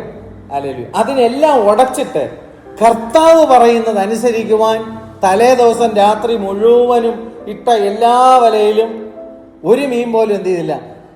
കയറിയില്ല. കർത്താവ് പരാജയത്തെ എന്ത് ചെയ്തു? അനുവദിച്ചു. പരാജയങ്ങളെ ദൈവം അനുവദിക്കുന്നത് എന്തിനാണെന്നറിയോ? കർത്താവിനെ അനുസരിക്കാൻ. പരാജയങ്ങളെ ദൈവം അനുവദിക്കുന്നത് എന്തിനാണെന്നറിയോ? കർത്താവിനെ അനുഗമിപ്പാൻ. പരാജയങ്ങൾ, ഈ ലോകത്തിലെ ചില പ്രയത്നങ്ങളെ ദൈവം പരാജയത്തിലേക്ക് നയിക്കുന്ന എന്തിനാണെന്നറിയോ? വീണ്ടും തന്നെ അവിടെ സമൃദ്ധിയാക്കാനല്ല, മനുഷ്യനെ പിടിക്കുന്നവരാക്കുവാൻ തക്കവണ്ണം ഭൗമികമായ ചില കാര്യങ്ങളെ ദൈവം എന്ത് ചെയ്യും? അമ്പാടെ പരാജയപ്പെടുത്തും. പത്രോസിന്റെ ജീവിതത്തിൽ നമുക്ക് കാണാൻ കഴിയും. ഹല്ലേലൂയ.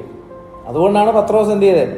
ശരിയായ ആത്മീയ കാഴ്ചപ്പാടിലൂടെ ശുശ്രൂഷ ചെയ്തത്. ഇല്ലെന്നുണ്ടെങ്കിൽ ഇന്നത്തെ പലരെയും പോലെ പത്രോസ് വന്ന് നിന്ന് പറഞ്ഞനെ പെരുത്ത മീൻകൂട്ടം നിനക്ക് എന്ത് ചെയ്യും? കിട്ടും. വീണ്ടും പെരുത്ത മീൻകൂട്ടം കിട്ടും. നീ ഇപ്പൊ ബോട്ടിലാണ് പോകണമെങ്കിൽ നിനക്ക് ഷിപ്പ് വാങ്ങിക്കാൻ എന്ത് ചെയ്യും? കഴിയുമെന്ന് ഇന്നത്തെ പല അപ്പോസ്തലന്മാരും പ്രസംഗിക്കുന്ന പോലെ പത്രോസ് നിൽക്കേണ്ടി വന്നു. എന്തൊക്കെയാണ് പറയുന്നത്? മനുഷ്യനെ പിടിക്കുന്നവനാക്കുവാൻ ദൈവം വിളിച്ച് തെരഞ്ഞെടുത്തിരിക്കുന്നവരെ അനേക പരാജയങ്ങളിലൂടെ ദൈവം എന്ത് ചെയ്യും? നടത്തും. പത്രോസിന്റെ സ്വഭാവത്തെക്കുറിച്ച് നോക്കുമ്പോഴത്തേക്ക് തന്നെ പത്രോസിന് പ്രത്യേകിച്ചൊരു വേറൊരു സ്വഭാവമുണ്ട്, ഒരു നേതൃത്വ ഗുണം. നേതൃത്വ ഗുണം ഉണ്ടോ എന്ന് വെച്ച് കഴിഞ്ഞാൽ നേതൃത്വ ഗുണമുണ്ട്. നമുക്കത് ലൂക്കോസ് എഴുതിയ സുവിശേഷം 21 അധ്യായത്തിൽ വരാം. 3 വാക്യത്തിൽ ശീമോൻ പത്രോസ് അവരോട്, ഞാൻ മീൻ പിടിക്കാൻ പോകുന്നു എന്ന് പറഞ്ഞു. മടങ്ങിപ്പോവുകയാണ്. കർത്താവ് ക്രൂശീകരിക്കപ്പെട്ടതിന് ശേഷമുള്ള സന്ദർഭമാണ് കേട്ടോ ഈ പറയുന്നത്. അതുവരെ ആരോട് കൂടെ നടന്നു? നീ ജീവനുള്ള ദൈവത്തിന്റെ പുത്രനായ ക്രിസ്തു എന്നൊക്കെ പറഞ്ഞ ആള് ക്രൂശീകരിക്കപ്പെട്ടതിന് ശേഷം എന്ത് ചെയ്യാണ്? എല്ലാവരെയും കൂട്ടത്തിൽ ഇരിക്കുമ്പോഴത്തേക്ക് എന്നാൽ തന്നെ പോകണമെങ്കിൽ തന്നെ അങ്ങ് പോയാൽ പോരെ. പത്രോസ് ഉടനെ പറയുകയാണ്, ഞാൻ മീൻ പിടിക്കാൻ പോകുന്നു. ഉണ്ടോ? അവിടെ കയറി പൊങ്ങി വന്നു. ഞാൻ എന്ത് ചെയ്യാൻ പോവാണ്? മീൻ പിടിക്കാൻ പോവുകയാണ്. അപ്പൊ തൊട്ടടുത്തുള്ളവരെന്ത് പറഞ്ഞു? ഞങ്ങളും പോരുന്നു. അപ്പൊ ചുരുക്കി പറഞ്ഞു കഴിഞ്ഞാൽ ഈ മടക്കി വീണ്ടും പഴയ ജോലിയിലേക്ക് മടക്കി പിടിക്കാൻ ഒരു ലീഡർ വന്നു. ആരായിരുന്നു ആ ലീഡറും? ആരായിരുന്നു? പത്രോസ്. അഭിഷേകം കിട്ടുന്നതിന് മുമ്പുള്ള കാര്യമാണ് കേട്ടോ.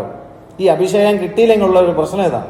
അഭിഷേകം കിട്ടാതെ നേതൃത്വ സ്ഥാനത്തിലോട്ടൊക്കെ വന്നു കഴിഞ്ഞാൽ ഉള്ള കുഴപ്പങ്ങൾ ഇതിൽ നിന്ന് നമുക്ക് പഠിക്കാനാണ്. പത്രോസ് അഭിഷേകം കിട്ടിയതിന് ശേഷം ആള് മാറി. അപ്പൊ അതിനു മുമ്പ് ചില അനുഭവങ്ങൾ പത്രോസിന്റെ ജീവിതത്തിൽ എന്ത് ചെയ്തു? വന്നു ഭവിച്ചു. അപ്പോൾ ഞാൻ പോകുന്നു എന്ന് പറഞ്ഞപ്പോൾ ഞങ്ങളും പോരുന്നു എന്ന് പുറകെ കുറെ ആൾക്കാർ എന്ത് ചെയ്തു? പുറപ്പെട്ട് പടകിൽ കയറിപ്പോയി. ആ രാത്രിയിൽ ഒന്നും എന്ത് ചെയ്തില്ല? കിട്ടിയില്ല. കർത്താവ് ക്രൂശീകരണപ്പെട്ട് കഴിഞ്ഞപ്പോഴത്തേക്ക് അതോടുകൂടി കാര്യങ്ങളെല്ലാം എന്ത് ചെയ്തു? അവസാനിച്ചു എന്നുള്ള ചിന്തയാണ് നീ ജീവനുള്ള ദൈവത്തിന്റെ പുത്രനായ ക്രിസ്തു എന്ന് തിരിച്ചറിവ് ലഭിച്ചവനും എന്ത് ചെയ്തേ സംഭവിച്ചത്. അപ്പോൾ ഇവിടെ നമ്മൾ ചിന്തിക്കുന്ന പത്രോസിനെ സംബന്ധിച്ച് ലോകപരമായിട്ട് പല കഴിവുകളും പത്രോസിന് ഉണ്ടായിരുന്നു. മാത്രമല്ല നേതൃത്വ സ്ഥാനത്തെ കൈകാര്യം ചെയ്യാനും പത്രോസിന് എന്ത് ചെയ്തിരുന്നു? കഴിഞ്ഞിരുന്നു. നമുക്കവിടെ കാണാൻ കഴിയും 7 പേരാണ് ആ ശിഷ്യന്മാരെ കൂട്ടത്തിൽ തന്നെ എന്ത് ചെയ്തേ? മീൻപിടുത്തത്തിന് വേണ്ടി വീണ്ടും എന്ത് ചെയ്തേ? വെള്ളത്തിലോട്ട് ഇറങ്ങിയത്. പിന്നെ കഴിവില്ലാത്തവനാണോ പുറകെ പോയത്? ഞങ്ങൾ വരുന്നില്ല എന്ന് എന്ത് ചെയ്തില്ല? ബാക്കിയുള്ളവർ പറഞ്ഞില്ല. അഭിഷേകമില്ലാതെ നേതൃത്വത്തിൽ വന്നു കഴിഞ്ഞാൽ ഉള്ളൊരു കുഴപ്പം അതാണ്.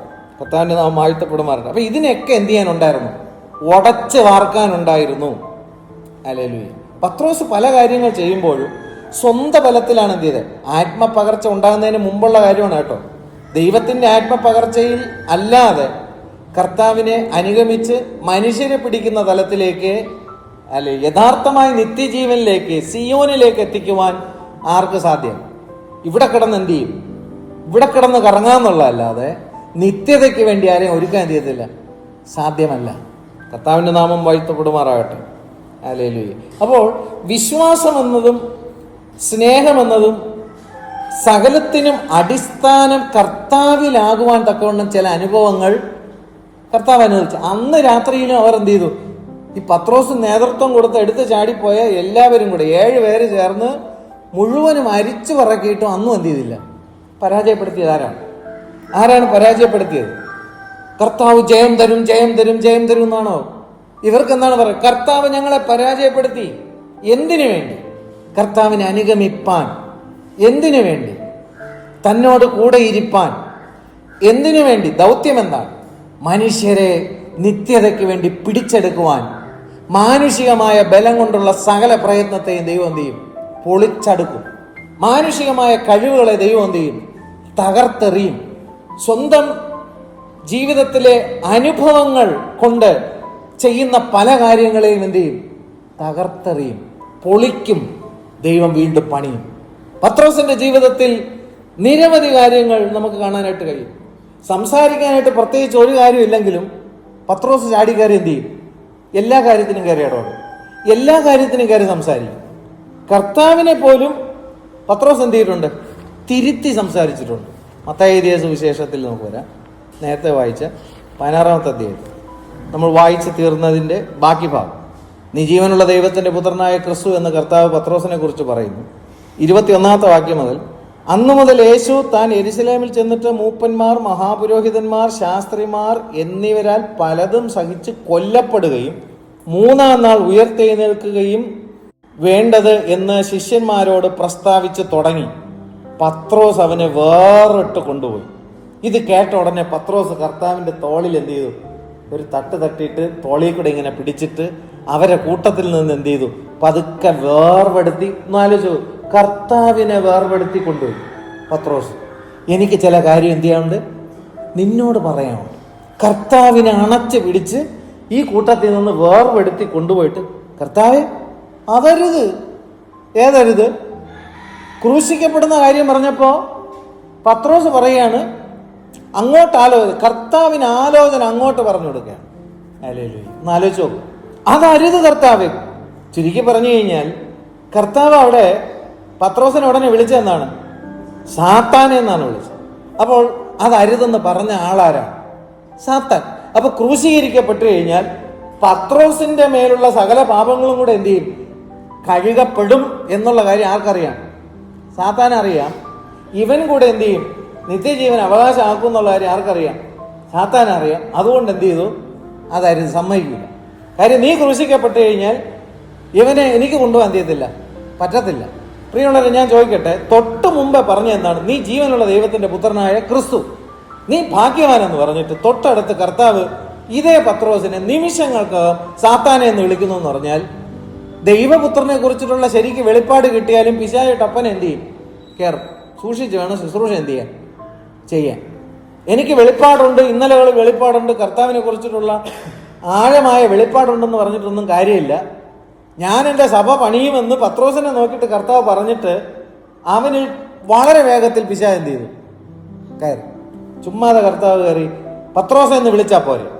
കർത്താവ് പത്രോസിനെ വിളിച്ചെന്താണ്? സാത്താനെ. തൊട്ട് മുമ്പ് പറഞ്ഞെന്താണ്? നീ ഭാഗ്യവാൻ. മനസ്സിലാകുന്നുണ്ടോ? ഇവൻ എന്ത് ചെയ്തു? കർത്താവിനെ അനുനയിപ്പിച്ച് കൊണ്ടുപോയി. അപ്പൊ കൊണ്ടുപോയ ആളാരാണ്? പത്രോസാണോ? Glory to God. നിങ്ങൾ കൺഫ്യൂസ്ഡ് ആവരുത്. അവിടെ പറയുന്നത് എന്താണെന്നറിയോ? പത്രോസ് അവനെ വേറിട്ടുണ്ടായി. കർത്താവെ അതരുത്, നിനക്കങ്ങനെ എന്ത് ചെയ്യരുത്, നിനക്കങ്ങനെ ആലോചന പറഞ്ഞു കൊടുക്കുകയാണ്. ഇപ്പൊ ആർക്ക് മകളിൽ ആരായി? യേശുവിൻ്റെ മകളിൽ പത്രോസ്. ഒത്തിരി സഭകളിലും ഒത്തിരി സ്ഥലങ്ങളിൽ സംഭവിക്കുന്ന ഒരു വിഷയമാണ്. എന്താണ്? ഇപ്പൊ യേശു അവിടെ ആരായി മാറി? യേശുവിന് അങ്ങോട്ട് ആലോചന പറഞ്ഞു കൊടുക്കുന്നവരായി. അങ്ങനെയല്ല കർത്താവെ, ഇങ്ങനെ വേണം എന്ത് ചെയ്യാൻ. അതരുത്, ഇതാണ് ശരി. അങ്ങനെ ഉണ്ട്. അതൊക്കെ പറയുന്നതിൻ്റെ പുറകിൽ ആരാണ്? പിശാചാണ്. അതുകൊണ്ടാണ് കർത്താവ് പറഞ്ഞത് എന്ത്? സാത്താനെ എന്നെ വിട്ട് ഓ. സാത്താനെ ശാസിക്കുന്നവന്റെ അകത്തെ ആരിയ്ക്കണം? സാത്താനിരിക്കണം. ഈ സാത്താനെ കർത്താവ് എന്ത് ചെയ്യണം? പുറത്താക്കിയാൽ വീണ്ടും പത്രോസിനെ ഒത്തിരി കാര്യങ്ങളിലൂടെ കർത്താവ് എന്ത് ചെയ്തു? പൊളിച്ചെടുക്കും. തകർന്നടിഞ്ഞതിന് ശേഷമാണ് പത്രോസിന് അഭിഷേകം എന്ത് ചെയ്യുന്നത്? കിട്ടുന്നത്. അല്ലേ?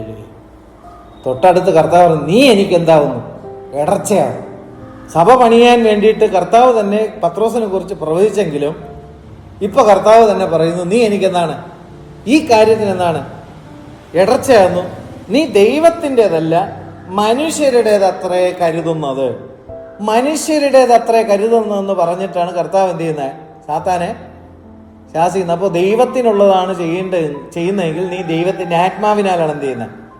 കാര്യങ്ങൾ ചെയ്യുന്നത്. മനുഷ്യർക്ക് വേണ്ടിയിട്ടുള്ള കാര്യങ്ങളാണ് പദ്ധതിയും പ്ലാനെങ്കിൽ നീ ആരെ ഏജന്റായി മാറുന്നു? സാത്താൻ്റെ ഏജന്റായി മാറുന്നു. ക്രിസ്തു യേശുവിനെ കുറിച്ചിട്ടുള്ള വെളിപ്പാടൊക്കെ എന്ത് ചെയ്തു? കിട്ടി.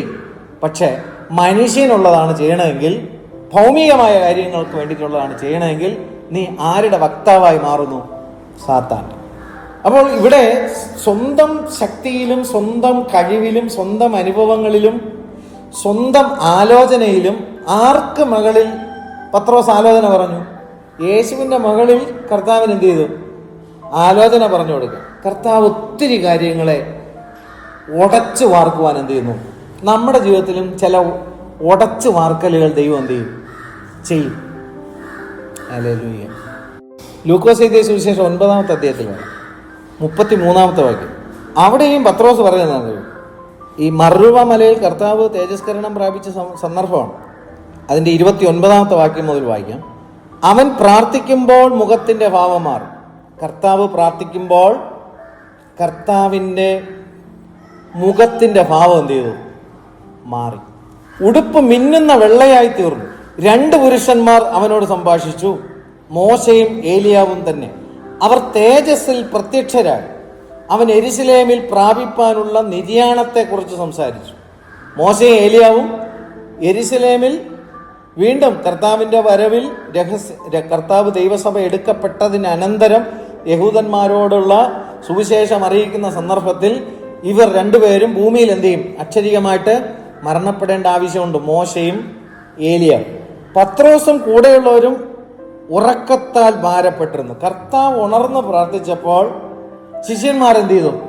ഉറക്കത്തിൽ ഭാരം. അത് അന്നും ഇന്നും എല്ലാ കാലത്തിലുള്ള കാര്യമാണ്. കർത്താവ് തേജസ്കരണം പ്രാപിച്ചപ്പോൾ ഇവർക്ക് എന്താണ്? ഉറക്കം. തേജസ്സിന്റെ സുവിശേഷം വെളിപ്പെടുമ്പോൾ എന്താണ്? ഉറക്കം. ശിഷ്യന്മാരെന്ത് ചെയ്തു? ഉറക്കത്തിൽ. കർത്താവ് എന്ത് ചെയ്തുകൊണ്ടിരിക്കുകയാണ്? അവന്റെ മുഖം തേജസ്കരിക്കപ്പെടുന്നു. വസ്ത്രം മിന്നുന്ന വെള്ളയില് എന്ത് ചെയ്യുന്നു? ശരീരം തേജസ്കരിക്കപ്പെടുകയാണ്. ആ സന്ദർഭത്തിൽ ശിഷ്യന്മാരെന്ത് ചെയ്തു? ഉറക്കം. 32-ാം വാക്യത്തിൽ പത്രോസും കൂടെയുള്ളവരും ഉറക്കത്താൽ ഭാരപ്പെട്ടിരുന്നു. ഉണർന്ന ശേഷം അവന്റെ തേജസ്സിനെയും അവനോട് കൂടെ നിൽക്കുന്ന 2 പുരുഷന്മാരെയും കണ്ടു. ഉണർന്ന ശേഷമാണ് എന്ത് ചെയ്യുന്നത്? ഇത് കാണുന്നത്. ഈ തേജസ്കരണം സംഭവിക്കുന്ന കാര്യം എന്ത് ചെയ്തില്ല? കണ്ടില്ല. ഈ പാതി വഴിയിലെ കാര്യമാണ് എന്ത് ചെയ്തത്? കണ്ടത്. ഈ പാതി വഴിയിലെ കാര്യം കണ്ടിട്ട് മിണ്ടാതിരുന്നൂടെ? ഒത്തിരി വിശ്വാസികൾക്ക് ഇതാണ്. ഉറങ്ങിയും തൂങ്ങിയും പാതിയൊക്കെയാണ് എന്ത് ചെയ്യുന്നത്? കേൾക്കുന്നത്. പക്ഷെ കേട്ടാലും എന്ത് ചെയ്യും? കൃത്യമായിട്ട് പ്രതികരിക്കുകയും ചെയ്യും. എന്നാണ് പ്രതികരിച്ചത്? അവർ അവനെ വിട്ടുപിരിയുമ്പോൾ പത്രോസ്, ഈ ഉറങ്ങി തൂങ്ങിയിരുന്നവൻ, വഴിയിൽ വെച്ച് ഉണർന്നവൻ, ഇതിന്റെ വാലും തുമ്പും തിരിച്ചറിയാത്തവൻ ഉടനെ കയറി പറയുന്നു, ഗുരു, നാം ഇവിടെ ഇരിക്കുന്നത് നല്ലത്. തേജസ്കരണം പ്രാപിച്ച കർത്താവിൻ്റെ അടുത്തും കണ്ട്രാക്കടിക്കുകയാണ്. നാം ഇവിടെ ഇരിക്കുന്നത് നല്ലത്. എന്തൊരു ആലോചന! ശരിയായിട്ടുള്ള ഉണർവ് പ്രാപിക്കാതെ, ശരിയായിട്ടുള്ള ആത്മാഭിഷേകം പ്രാപിക്കാതെ ശുശ്രൂഷ ചെയ്യുന്നവർ കർത്താവിനോട് അങ്ങോട്ട് എന്ത് ചെയ്തുകൊണ്ടിരിക്കും? ചുമ്മാ കണ്ട്രാക്കടിച്ചുകൊണ്ടിരിക്കും. ഇതിനെ കേൾക്കാൻ വേണ്ടി കുറെ ആൾക്കാരുമുണ്ട്. പ്രവചനമൊന്നും ദൂതെന്നും ആലോചനയെന്നും ഒക്കെ എന്ത് ചെയ്യും? പറയും. അനുഗമിക്കാൻ ഇറങ്ങിയിട്ടുണ്ടോ? മനുഷ്യരെ നിത്യതയ്ക്ക് വേണ്ടി സിയോനിലേക്ക് ഒരുക്കുവാനാണോ വിളിച്ചിരിക്കുന്നത്? മാനുഷികമായ ബലത്തിൽ കർത്താവിന്റെ വേല ചെയ്യാൻ എന്ത് ചെയ്യത്തില്ല? കഴിയത്തില്ല.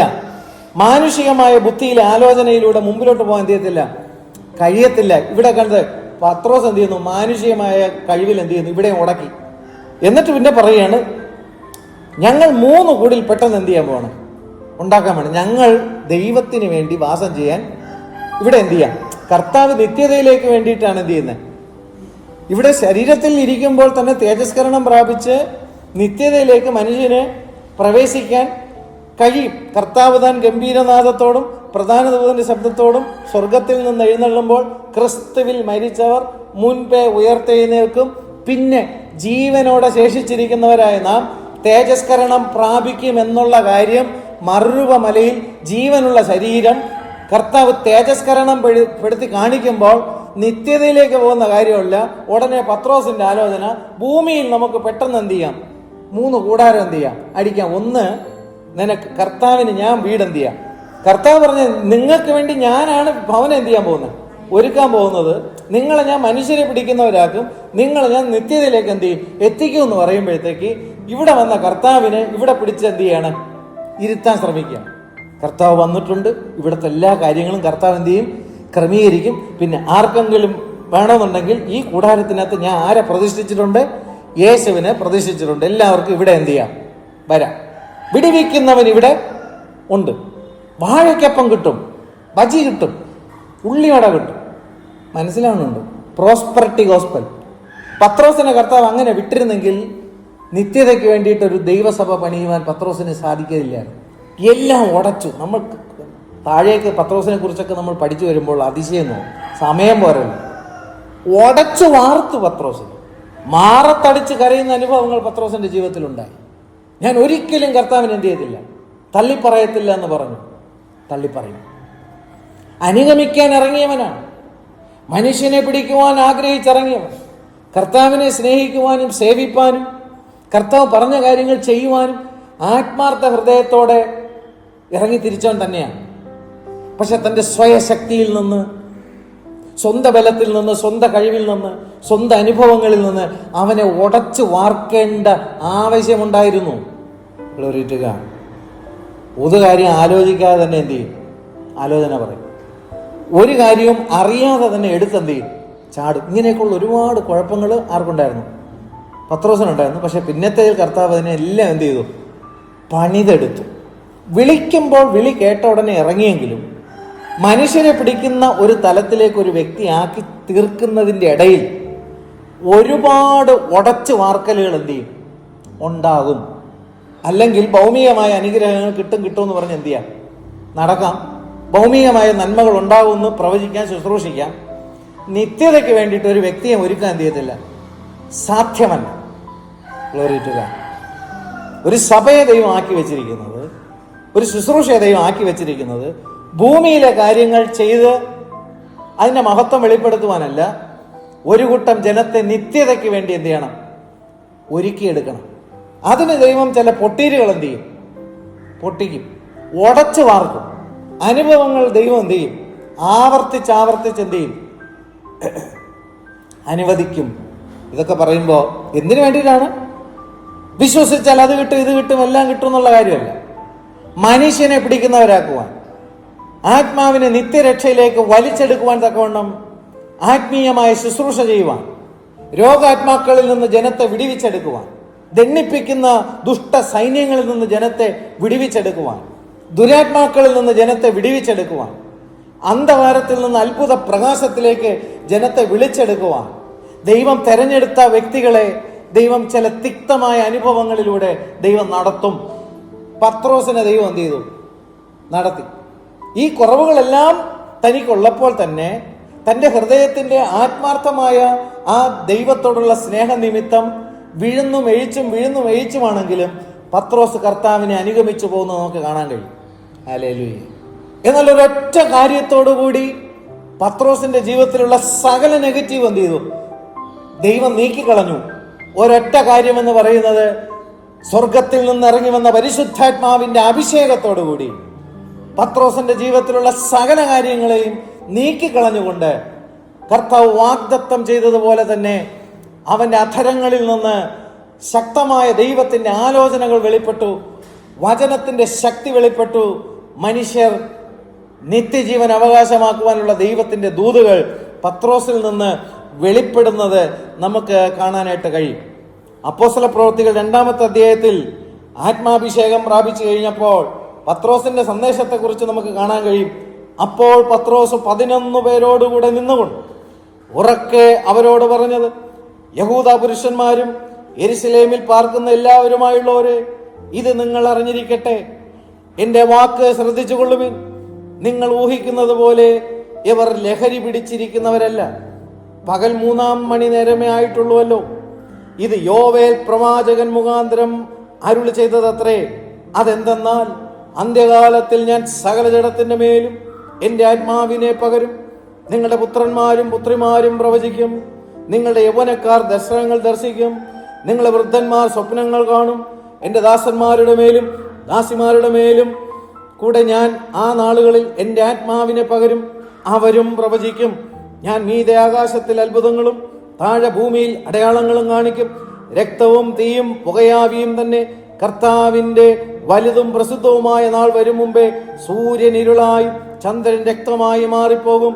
എന്നാൽ കർത്താവിൻ്റെ നാമം വിളിച്ചപേക്ഷിക്കുന്നവൻ ഏവനും രക്ഷിക്കപ്പെടും എന്ന് ദൈവം അരുളി ചെയ്യുന്നു.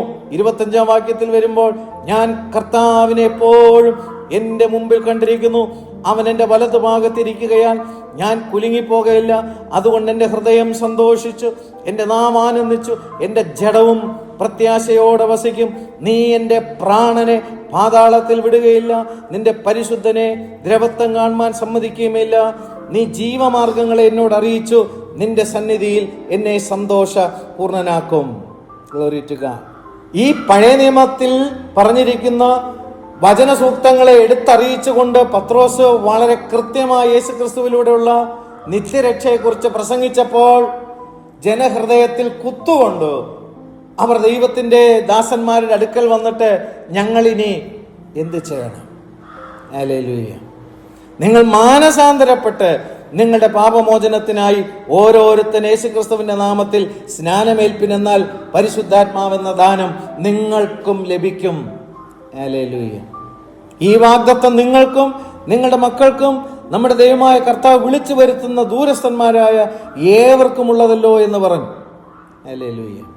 ഈ വക്രതയും കോട്ടവുമുള്ള തലമുറയിൽ നിന്ന് ദൈവം നൽകുന്ന പരിശുദ്ധാത്മാവിനാൽ നിങ്ങൾ രക്ഷിക്കപ്പെടുവേൻ. ഹല്ലേലൂയ. പത്രോസിന്റെ മേൽ വ്യാപരിച്ച ദൈവത്തിന്റെ ആത്മാവിനാൽ ശുശ്രൂഷ ചെയ്തപ്പോൾ പെരുത്ത മനുഷ്യക്കൂട്ടം സുവിശേഷത്തിന്റെ വലയിൽ എന്ത് ചെയ്തു? കയറി. ഞാൻ നിന്നെ മനുഷ്യനെ പിടിക്കുന്നവരെന്ത് ചെയ്യും? കർത്താവിന്റെ നാമം വാഴ്ത്തപ്പെടുമാറാകട്ടെ. പത്രോസിന്റെ ജീവിതത്തിലെ എല്ലാ തൻ്റെ ആഗ്രഹത്തിൽ നിന്നും ചില സന്ദർഭങ്ങളിൽ താൻ ആവേശം കൊണ്ട് പോലും കർത്താവിനോട് എന്ത് ചെയ്തിട്ടുണ്ട്? ചില കാര്യങ്ങൾ സംസാരിച്ചിട്ടുണ്ട്. യോഹന്നാൻ എഴുതിയ സുവിശേഷത്തിൽ 13-ാമത്തെ അധ്യായത്തിൽ വരാം. അതിൻ്റെ 36-37 വാക്യത്തിൽ ശീമോൻ പത്രോസ് അവനോട് കർത്താവിനോട് ചോദിക്കുകയാണ്, നീ എവിടെ പോകുന്നു എന്ന് ചിന്തിച്ചു നോക്കുക. നേരത്തെ കർത്താവിന് പത്രോസ് എന്ത് പറഞ്ഞു കൊടുത്തു? ആലോചന പറഞ്ഞു കൊടുത്തു. ഇപ്പൊ കർത്താവ് ക്രൂശീകരിക്കപ്പെട്ട് സ്വർഗാരോഹണം ചെയ്യുന്ന കാര്യങ്ങളെക്കുറിച്ചും ഒക്കെ കർത്താവ് എന്ത് ചെയ്യുന്നു? സംസാരിക്കുമ്പോൾ പത്രോസ് ഉടനെ കർത്താവിൻ്റെ അടുത്ത് ചോദിക്കുകയാണ്, അതിന് നീ എങ്ങോട്ട് പോകണമെന്നാണ് ഈ പറയുന്നത്? അവിടെ കണ്ടോ, കർത്താവേ നീ എവിടെ പോകുന്നു എന്ന് ചോദിച്ചതിന് യേശു തിരിച്ച് എന്തോ ഒരു സ്നേഹമല്ലേ. ഹല്ലേലൂയ. ആ ചോദ്യത്തിനും കർത്താവ് എന്ത് ചെയ്തു? ശരിക്കും പറഞ്ഞ ആവേശത്തിലാണ് പത്രോസ് എന്ത് ചെയ്യുന്നത്?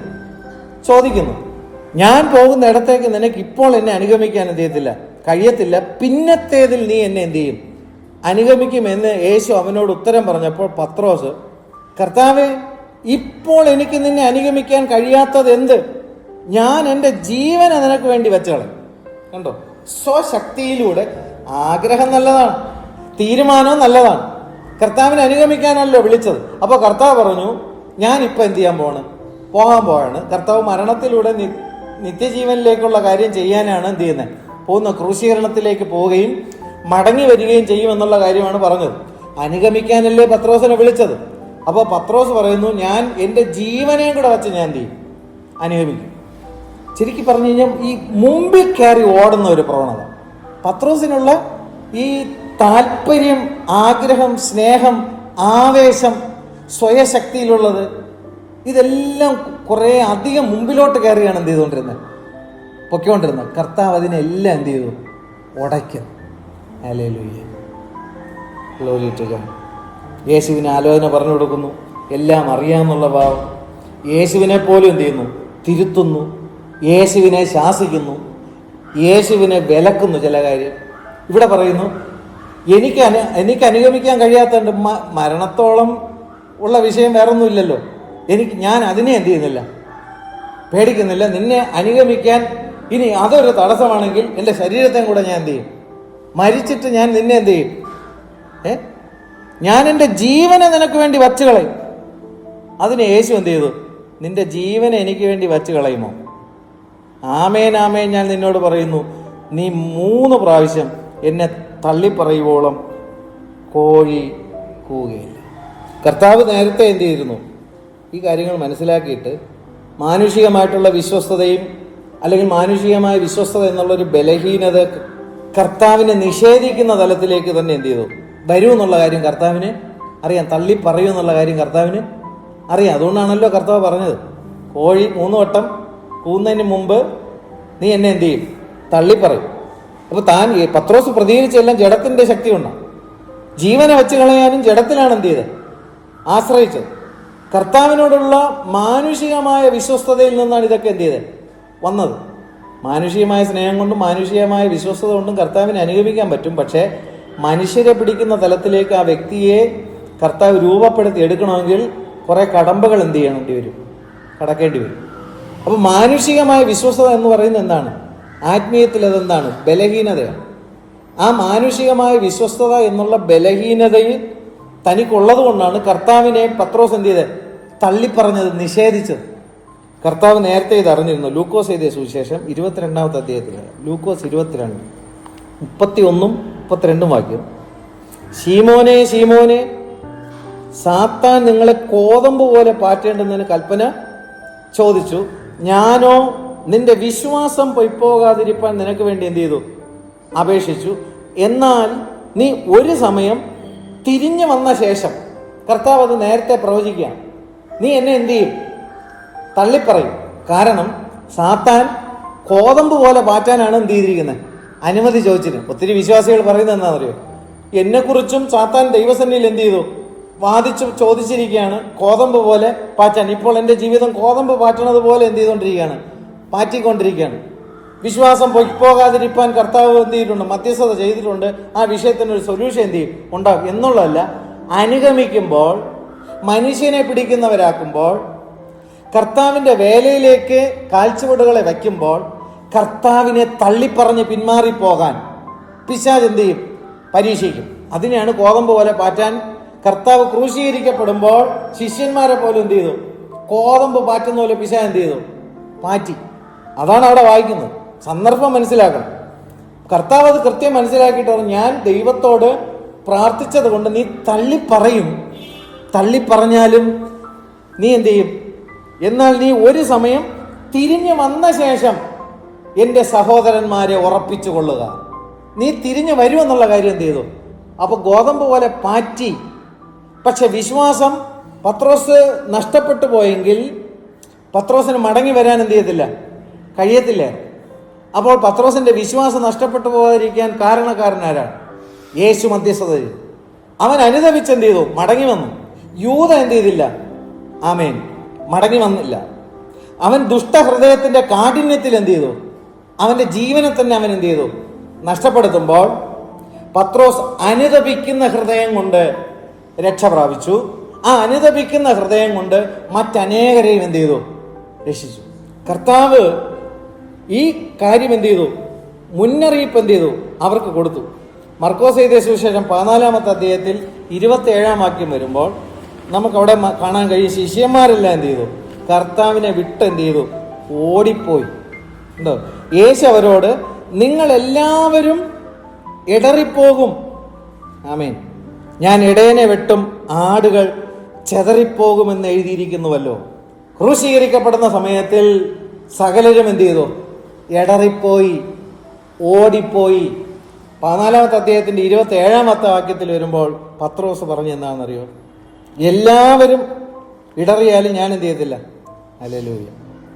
29-ാം വാക്യം, 14-29. പത്രോസ് അവനോട്, എല്ലാവരും ഇടറിയാലും ഞാൻ ഇടറുകയില്ല. ഞാൻ സ്വയത്തിന്റെ ശക്തിയിൽ പറയുകയാണ്, ഞാൻ എന്ത് ചെയ്യത്തില്ല. ഹല്ലേലൂയ. സമ്പൂർണമായ വിശ്വാസത്തിൽ നിന്നുള്ള പ്രതികരണമാണ്, പക്ഷെ സ്വയത്തിലാണ് എന്ത് ചെയ്തത്. അപ്പൊ 11 ഈ നിൽക്കുന്ന 11 ശിഷ്യന്മാരെക്കാൾ വിശ്വാസത്തിൽ ഞാനാണ് മുൻപനെന്ന് അവകാശവാദം പറഞ്ഞ് അതിലെന്ത് ചെയ്യാണ്? പ്രശംസിക്കുകയാണ്. സ്വന്തം ശക്തിയിലല്ല പ്രശംസിക്കാൻ. ഞാൻ പ്രശംസിക്കുന്നത് ക്രൂശിലാണ് പ്രശംസിക്കുന്നത്. ഞാൻ പ്രശംസിക്കുന്നത് പരിശുദ്ധാത്മാവിലാണ് പ്രശംസിക്കുന്നത്. അവനാലാണ് ഞാൻ കർത്താവിനെ എന്ത് ചെയ്യുന്നത്? അനുഗമിക്കുന്നത്. ഹല്ലേലൂയ. Glory to God. ദൈവസന്നിധിയിൽ ഒരു ജഡവും പ്രശംസിക്കാതിരിപ്പാൻ ദൈവം സകലരെയും എന്ത് ചെയ്തു? കർത്താവിനെ അനുഗമിക്കുന്ന സകലരെയും അവരുടെ ഈ സ്വയത്തിലെ കാര്യങ്ങളിൽ നിന്ന് കർത്താവ് എന്ത് ചെയ്യും? അവരെ ഉടച്ചെടുക്കും. ഹല്ലേലൂയ. കർത്താവിൻ്റെ നാമം മഹത്വം എടുക്കുമാറാകട്ടെ. യേശു പോലും ക്രൂശിക്കപ്പെടുമ്പോൾ നിത്യാത്മാവിനാലാണ് ശക്തിപ്പെടുന്നത്. നിത്യാത്മാവിനാൽ കർത്താവ് ശക്തിപ്പെടുകയാണ്. നിത്യാത്മാവിനാൽ ശക്തിപ്പെടുന്നു. ഹല്ലേലൂയ. യേശു ഗത്സമനയിൽ പ്രാർത്ഥിക്കുമ്പോൾ ദൂതന്മാർ കർത്താവിനെ എന്ത് ചെയ്യുന്നു? ശക്തീകരിക്കുന്നു. Glory to God. പരിശുദ്ധാത്മാവ് ശക്തീകരിക്കുന്നു. Glory to God. ഹല്ലേലൂയ. ഗത്സമനയിൽ കർത്താവിനെ ആരും ശ്രദ്ധിക്കാതിരിക്കുമ്പോഴും പത്രോസ് കർത്താവിനെ അറസ്റ്റ് ചെയ്ത് കൊണ്ടുപോകുമ്പോൾ പത്രോസ് കർത്താവിൻ്റെ പിന്നാലെ അനുഗമിക്കുന്നത് കാണാൻ കഴിയും. തൻ്റെ ആഗ്രഹം എന്താണ്? എനിക്ക് കർത്താവിനെ എന്ത് ചെയ്യണം? അനുഗമിക്കണം. ക്രൂശീകരിക്കപ്പെട്ട് കൊണ്ടുപോകുമ്പോഴും മഹാപുരോഹിതൻ്റെ അടുക്കൽ കൊണ്ടുപോകുമ്പോൾ അവിടെയൊക്കെ നമുക്ക് പത്രോസിനെ കാണാനായിട്ട് കഴിയും.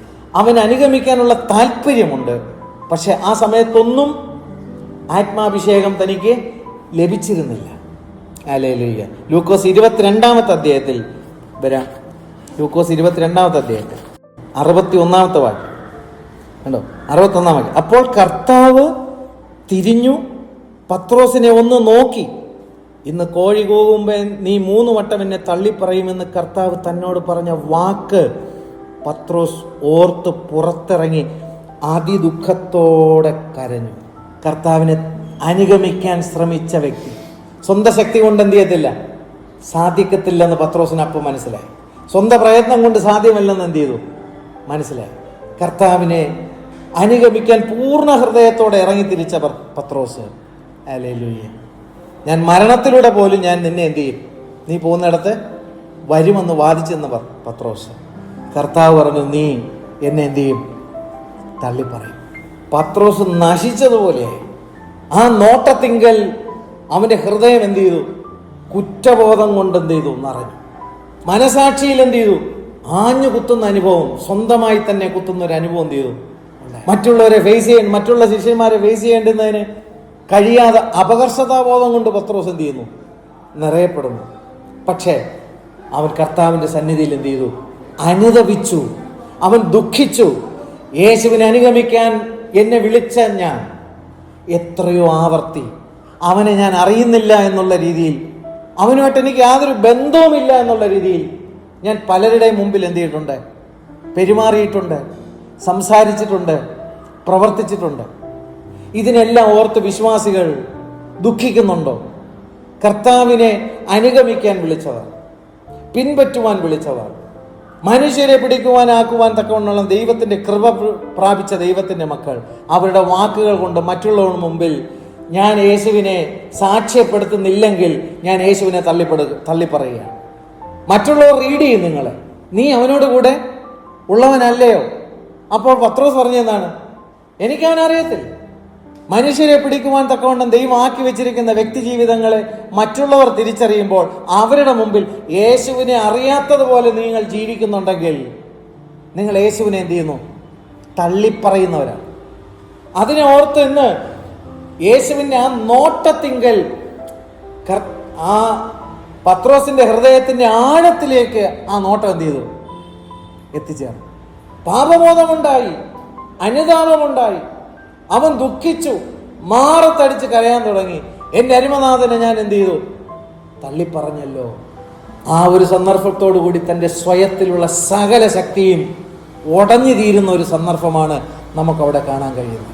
സ്വന്തം ശക്തി കൊണ്ട് കർത്താവിനെ അനുഗമിക്കാൻ കഴിയത്തില്ല എന്നുള്ളൊരു അനുഭവം നമുക്കവിടെ നിന്ന് കാണാൻ കഴിയും. കർത്താവ് അതിനുശേഷം അവനെ നോക്കിയതിന് ശേഷം ക്രൂശിലേക്ക് പോവുകയാണ്. അതിനുശേഷം കർത്താവിനെ എന്ത് ചെയ്യുന്നു, ക്രൂശിൽ നിന്ന് ഇറക്കുന്നു, കല്ലറയിൽ വയ്ക്കുന്നു. പുനരുദ്ധാനം പ്രാപിച്ചപ്പോൾ മർക്കോസ് എഴുതിയ സുവിശേഷത്തിന്റെ 16 അധ്യായത്തിൽ വരാം. പുനരുദ്ധാനം പ്രാപിച്ച കർത്താവ് 7 വാക്യത്തിൽ, നിങ്ങൾ പോയി അവന്റെ ശിഷ്യന്മാരോടും പത്രോസിനോടും അവൻ നിങ്ങൾക്ക് മുമ്പേ ഗലീലയ്ക്ക് പോകുന്നു എന്ന് പറവിൻ. അവൻ നിങ്ങളോട് പറഞ്ഞതുപോലെ അവിടെ അവനെ കാണുമെന്ന് പറവിൻ എന്ന് പറഞ്ഞു. ഇത് പറഞ്ഞതാരാണ്?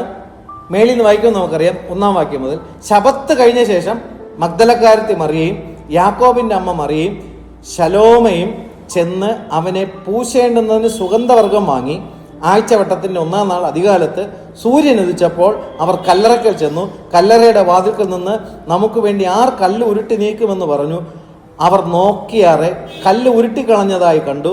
അത് ഏറ്റവും വലുതായിരുന്നു. അവർ കല്ലറയ്ക്ക് അകത്ത് ചെന്നപ്പോൾ വെള്ള നിലയങ്കി ധരിച്ച ഒരു ബാല്യക്കാരൻ വലത്ത് ഭാഗത്തിരിക്കുന്നത് കണ്ടു ഭ്രമിച്ചു. അവൻ അവരോട്, ഭ്രമിക്കേണ്ട, ക്രൂശിക്കപ്പെട്ട നസറേനായ യേശുവിനെ നിങ്ങൾ അന്വേഷിക്കുന്നു. അവൻ ഉയർത്തെഴുന്നേറ്റു, അവൻ ഇവിടെ ഇല്ല. അവനെ വച്ച സ്ഥലം ഇതാ. നിങ്ങൾ പോയി അവന്റെ ശിഷ്യന്മാരോടും പത്രോസിനോടും അവൻ നിങ്ങൾക്ക് മുമ്പേ ഗലീലയ്ക്ക് പോകുന്നു എന്ന് പറവിൻ. ചുരുക്കി പറഞ്ഞു കഴിഞ്ഞാൽ, പുനരുദ്ധാനം പ്രാപിച്ച ഉടനെ കർത്താവിന്റെ ഹൃദയത്തിൽ വന്ന പിക്ചർ ആരാണ്? തള്ളിപ്പറഞ്ഞ പത്രോസിനെയാണ് ഉയർത്തെഴുന്നേറ്റ ക്രിസ്തുവിന്റെ ഹൃദയത്തിലെ ചിത്രം. ദൂതനോട് കർത്താവ് ആദ്യമായി പറയുകയാണ്, ഞാൻ ഗലീലയിലേക്ക് പോകുന്നു എന്ന് പ്രത്യേകിച്ച് പത്രോസിനോട് എന്ത് ചെയ്യണം? പറയണം. പത്രോസിന്റെ വലയും വള്ളമെല്ലാം വിട്ട് ഇറങ്ങിയത് മുതൽ നമ്മൾ ഒത്തിരി കാര്യങ്ങൾ ചിന്തിക്കുകയാണ്. കർത്താവിനോട് ചേർന്ന് നടന്നപ്പോൾ സംഭവിച്ച ഒത്തിരി കാര്യങ്ങൾ നമുക്ക് മനസ്സിലാക്കാനുണ്ട്. അന്തിമമായിട്ട് ക്രൂശീകരണത്തിന് തൊട്ടു മുമ്പ് 3 ആവർത്തി കർത്താവിനെ എന്ത് ചെയ്തു? തള്ളിപ്പറഞ്ഞവനെ കരുതിക്കൊണ്ട്, അവൻ നിരാശയുടെ പടുകുഴിയിൽ അവൻ വീണുപോകാൻ പാടില്ല എന്ന് ഓർത്തുകൊണ്ട് പുനരുദ്ധാനം പ്രാപിച്ച കർത്താവ് ദൂതനെ ഏർപ്പാട് ചെയ്തിട്ട് പോയി, പ്രത്യേകിച്ച് നീ പത്രോസിനോട് പറയണം, ഇല്ലാത്ത പക്ഷം അവൻ നിരാശയുടെ പടുകുഴിയിൽ എന്ത് ചെയ്യും? അവൻ വീണുപോകും. ഞാൻ ഇന്ന സ്ഥലത്തിൽ എന്ത് ചെയ്യും? കാണും. ഇങ്ങനെയൊക്കെ കർത്താവ് നമ്മളോട് ഇടപെടുവാൻ തക്കവണ്ണം ദൈവിക ആലോചനകളും ദൂതുകളും ഉള്ളത് കൊണ്ടാണ് നമ്മൾ ഇന്നും ദൈവത്തിന്റെ സന്നിധിയിൽ നിൽക്കുന്നത് എന്നുള്ള കാര്യം നമ്മൾ മറക്കരുത്. അതിനനന്തരം ദൈവിക അഭിഷേകത്തിലേക്ക് കർത്താവ് പത്രോസിനെ നയിക്കുമ്പോൾ കർത്താവിൻ്റെ വേലയിൽ ഒരണുവിട പോലും വ്യതിചലനം പത്രോസിന്റെ ജീവിതത്തിൽ പിന്നെ നാളെ വരെ എന്ത് ചെയ്തില്ല, സംഭവിച്ചില്ല.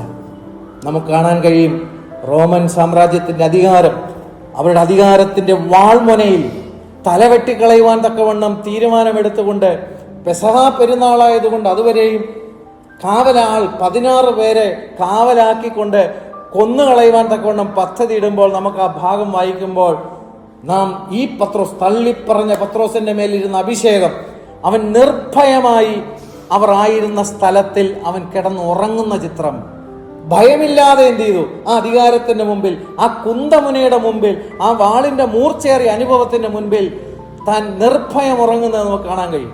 കർത്താവിന്റെ വേലയിലേക്ക് താൻ മുന്നിലോട്ട് പോകുമ്പോൾ അന്തിമമായി പത്രോസിനെ കൊന്നുകളയുവാൻ വീണ്ടും അവനെ പിടിക്കുമ്പോൾ അവന്റെ അന്തിമമായിട്ടുള്ള ആഗ്രഹം എന്തെന്ന് ചോദിക്കുമ്പോൾ, എൻ്റെ അരുമനാഥനെ നേരെയുള്ള കുരിശിലാണ് തറച്ചു കൊന്നതെങ്കിൽ എന്നെ തലകീഴായി ക്രൂശിക്കണം, കാരണം അവന്റെ പാദപീഠം എനിക്ക് ചുംബിച്ച് മരിക്കണമെന്ന് പറയുവാൻ കാരണം ആത്മാഭിഷേകം പ്രാപിച്ച പത്രോസിൽ വന്ന മാറ്റമാണ്.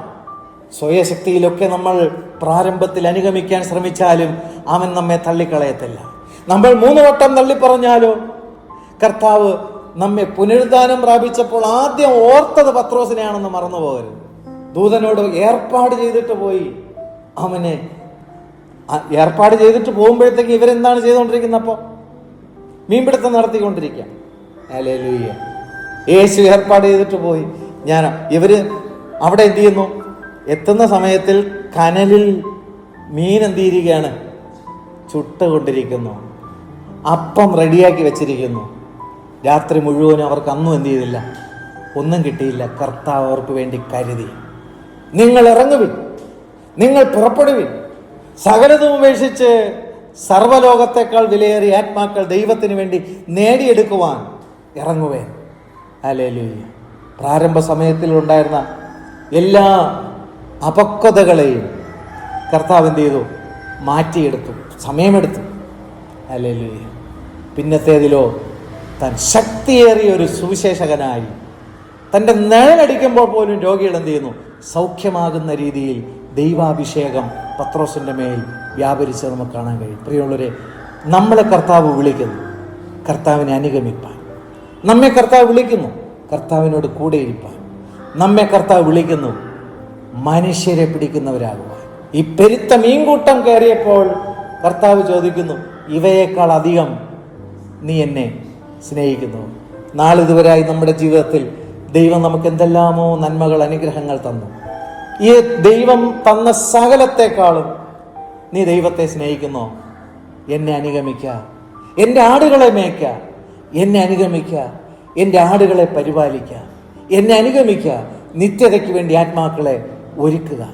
ഈ ശബ്ദത്തിങ്കൽ ഇന്ന് നമ്മുടെ ജീവിതം ദൈവസന്നിധിയിൽ ഒരിക്കൽ കൂടി സമർപ്പിക്കുവാൻ ഈ വചനങ്ങൾ നമ്മേവരെയും സഹായിക്കട്ടെ. നമ്മുടെ ഹൃദയങ്ങളിൽ ഈ വചനങ്ങൾ വാദിച്ചു കൊണ്ടിരിക്കട്ടെ. വരുന്ന ദിവസങ്ങളിൽ മനുഷ്യരെ പിടിക്കുന്ന അനുഭവത്തിലേക്ക്, നിത്യതയ്ക്ക് വേണ്ടി ആത്മാക്കളെ ഒരുക്കിയെടുക്കുന്ന അനുഭവത്തിലേക്ക് നമ്മെ പരിശുദ്ധാത്മാവ് കൊണ്ടുവരട്ടെ. ഈ വചനങ്ങളാൽ ദൈവം നമ്മേവരെയും സമൃദ്ധിയായി അനുഗ്രഹിക്കട്ടെ. ആമേൻ, ആമേൻ, ആമേൻ.